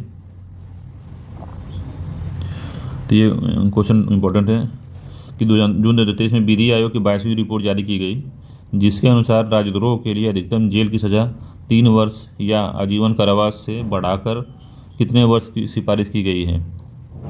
तो काफ़ी बढ़िया क्वेश्चन है, ये पूछ सकता है इसको। तो 7 वर्ष या आजीवन कारावास करने की बात कही गई है, 3 वर्ष से बढ़ा के 7 वर्ष या आजीवन कारावास। ये भी सही है। जून 2023 में उत्तर प्रदेश मातृभूमि योजना का प्रारंभ किस जनपद में किया गया था? इंपॉर्टेंट क्वेश्चन है, याद रखिएगा। उत्तर प्रदेश में मातृभूमि योजना का प्रारंभ किस प्रदेश में किया गया? तो लखनऊ जनपद में किया गया इसका, तो डी आंसर सही है, लखनऊ में। अगला क्वेश्चन है विश्व पर्यावरण दिवस 2023 के अवसर पर प्रधानमंत्री मोदी द्वारा अमृत धरोहर एवं मिष्टी योजना का प्रारंभ किया गया, उसका उद्देश्य क्या है? तो भारत की आर्द्र भूमि में संरक्षित एवं पुनर्जीवित करना, भारत में मैंग्रोव भूमि को संरक्षित एवं पुनर्जीवित करना। तो दोनों ही इसका सही है, तो सी आंसर सही है इसका 142वें का। तो मिष्टी योजना पूछता है किसके लिए है? तो 5 जून 2023 को प्रारंभ की गई थी, ये मैंग्रोव के लिए है, मैंग्रोव के विकास के लिए है, ठीक है। अगला क्वेश्चन 143 नंबर का है जून 2023 में निम्नलिखित रेलवे स्टेशन में कौन सा एक ईट राइट स्टेशन प्रमाणन से सम्मानित होने वाला पूर्वोत्तर का पहला स्टेशन है? तो कौन सा है भैया बताइए? कोलकाता है, गुवाहाटी है, शिलांग है या ईटानगर है? तो गुवाहाटी है, बी आंसर सही है इसका। अगला क्वेश्चन जो है ये बताना है। ये तो अगला इसको बताएंगे इस साल जो आया होगा 2024 में, तो इसको रहने दीजिए। विषय वस्तु पूछ रहा है दिवस के और इसकी थीम पूछ रहा है, तो थीम वाला हम अभी पूरा कराएंगे। अभी जून 2023 के में आयोजन में निम्नलिखित सम्मेलन कहाँ कहाँ हुए? तो वर्ल्ड माइनिंग कांग्रेस कहाँ हुआ? सही सुमेलित है बताना है हमको। तो वर्ल्ड माइनिंग कांग्रेस जो है ब्रिस्बेन में हुआ था, ठीक है। विवाटेक जो होगा पेरिस में हुआ था। इंटर सोलर यूरोप ये म्यूनिख में हुआ था, ये भी ठीक है। तो सभी सुमेलित हैं इसमें, डी एस का आंसर सही है। विश्व मानव तस्करी निरोधक दिवस कब मनाया जाता है? तो ये मनाया जाता है 30 जुलाई को, याद रखिएगा। बी आंसर सही है, 30 जुलाई, ये इसको याद रखिएगा। अगला क्वेश्चन है 147 है। प्रोजेक्ट कुबेर किसने लॉन्च किया है? याद रखिए इसको। प्रोजेक्ट कुबेर लॉन्च किया गया किसके द्वारा? तो ये NBI के द्वारा जारी किया गया, NBI द्वारा जारी किया गया। 148 है। ऑपरेशन कन्विक्शन नामक एक पहल शुरू की गई जिसका उद्देश्य क्या है? ये इंपॉर्टेंट है। उत्तर प्रदेश पुलिस विभाग द्वारा ऑपरेशन कन्विक्शन स्टार्ट किया गया, उसका उद्देश्य क्या है? तो राज्यों में आपराधिक एवं माफियाओं से निपटना। बी आंसर सही है इसका, इंपॉर्टेंट है, ये पूछ देगा। ऑपरेशन कन्विक्शन किसके लिए है? तो राज्यों में अपराधी एवं माफियाओं से निपटने के लिए इसको चालू किया गया है। 148 नंबर सही है। अगला क्वेश्चन 149 नंबर का है। पुरस्कार है 2023 का। तो एलिजाबेथ लॉन्गफोर्ड पुरस्कार 2023 किसको दिया गया? तो किसको दिया गया है? तो ये रामचंद्र गुहा को दिया गया है, ये आंसर इसका सही है, ठीक है। तो भारतीय मूल के किस व्यक्ति को कार्नेगी कॉरपोरेशन ऑफ न्यूयॉर्क द्वारा जारी वर्ष 2023 के महान प्रवासियों की सूची में शामिल किया गया है? तो ये भी उतना इंपॉर्टेंट नहीं है, मगर अजय बंगा है, ये आंसर सही है इसका। तो चलिए, इसमें जो करंट अफेयर्स था वो ज़्यादा इंपॉर्टेंट जो था उसको मैंने करा दिया है, मगर जो इसमें क्वेश्चन इसके थे काफ़ी बेहतरीन क्वेश्चन थे UPPCS को लेके। UPPCS RO और BPSC के लिए, सबके लिए काम लायक उसमें क्वेश्चन थे। तो चलिए मिलते हैं इसके तीसरे वाले वीडियो में IAS के टेस्ट सीरीज के। तब तक के लिए धन्यवाद। अगर आपको मेरे चैनल पे वीडियो अगर सही लग रही है तो आप मेरे चैनल को लाइक शेयर सब्सक्राइब कर सकते हैं। चलिए मिलते हैं अगले वीडियो में, धन्यवाद।